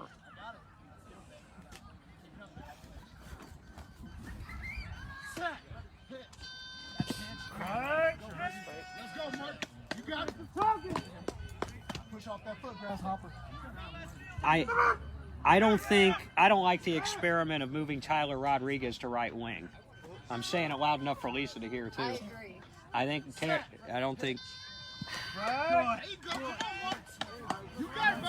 you can keep Miguel there and put Tyler behind Eric where he belongs. Yeah. I mean, you've only won 4 freaking championships doing it that way. Bravo! You want it, baby? Come on. What's that? Free strike. Right here, guys. Right here. Make a play. Right here. Eric didn't come out because of injury, did he? Eric is so tired. He wasn't feeling good. Fair I could enough. see it on his lips. I could see it on his face. He hadn't been out all day. It was like he just couldn't breathe. Slow it down. These guys all had to pull a little extra because Corey wasn't here.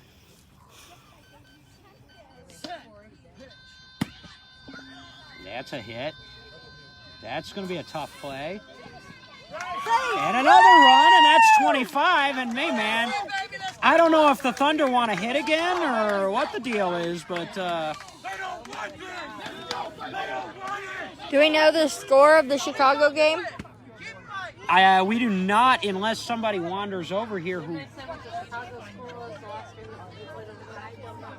I don't see Ronnie right this second. Hey, do you know Joe? That's not his name. I don't think he's going to know.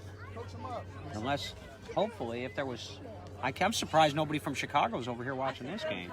Unless they are, and they're on the Thunder Where are side. you guys going for They are. They're up there on the hill. Too far to shout. Yeah. 28-25 now. Thunder still have 6 outs to play with, though, because we're in the 12-run rule, but still. We don't know the score of the Chicago game. I'm sorry. Not yet. Aaron T is back up to bat.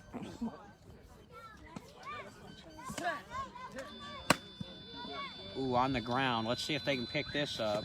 They'll get it. Wrong way. Yeah, turn around. And that's the ball game. Adam finishes it off. 28-25 the final in a game effort by the Indy Edge. Nothing to feel bad about in this one because they just put up 25 runs on a team that averages giving up around 8 per game.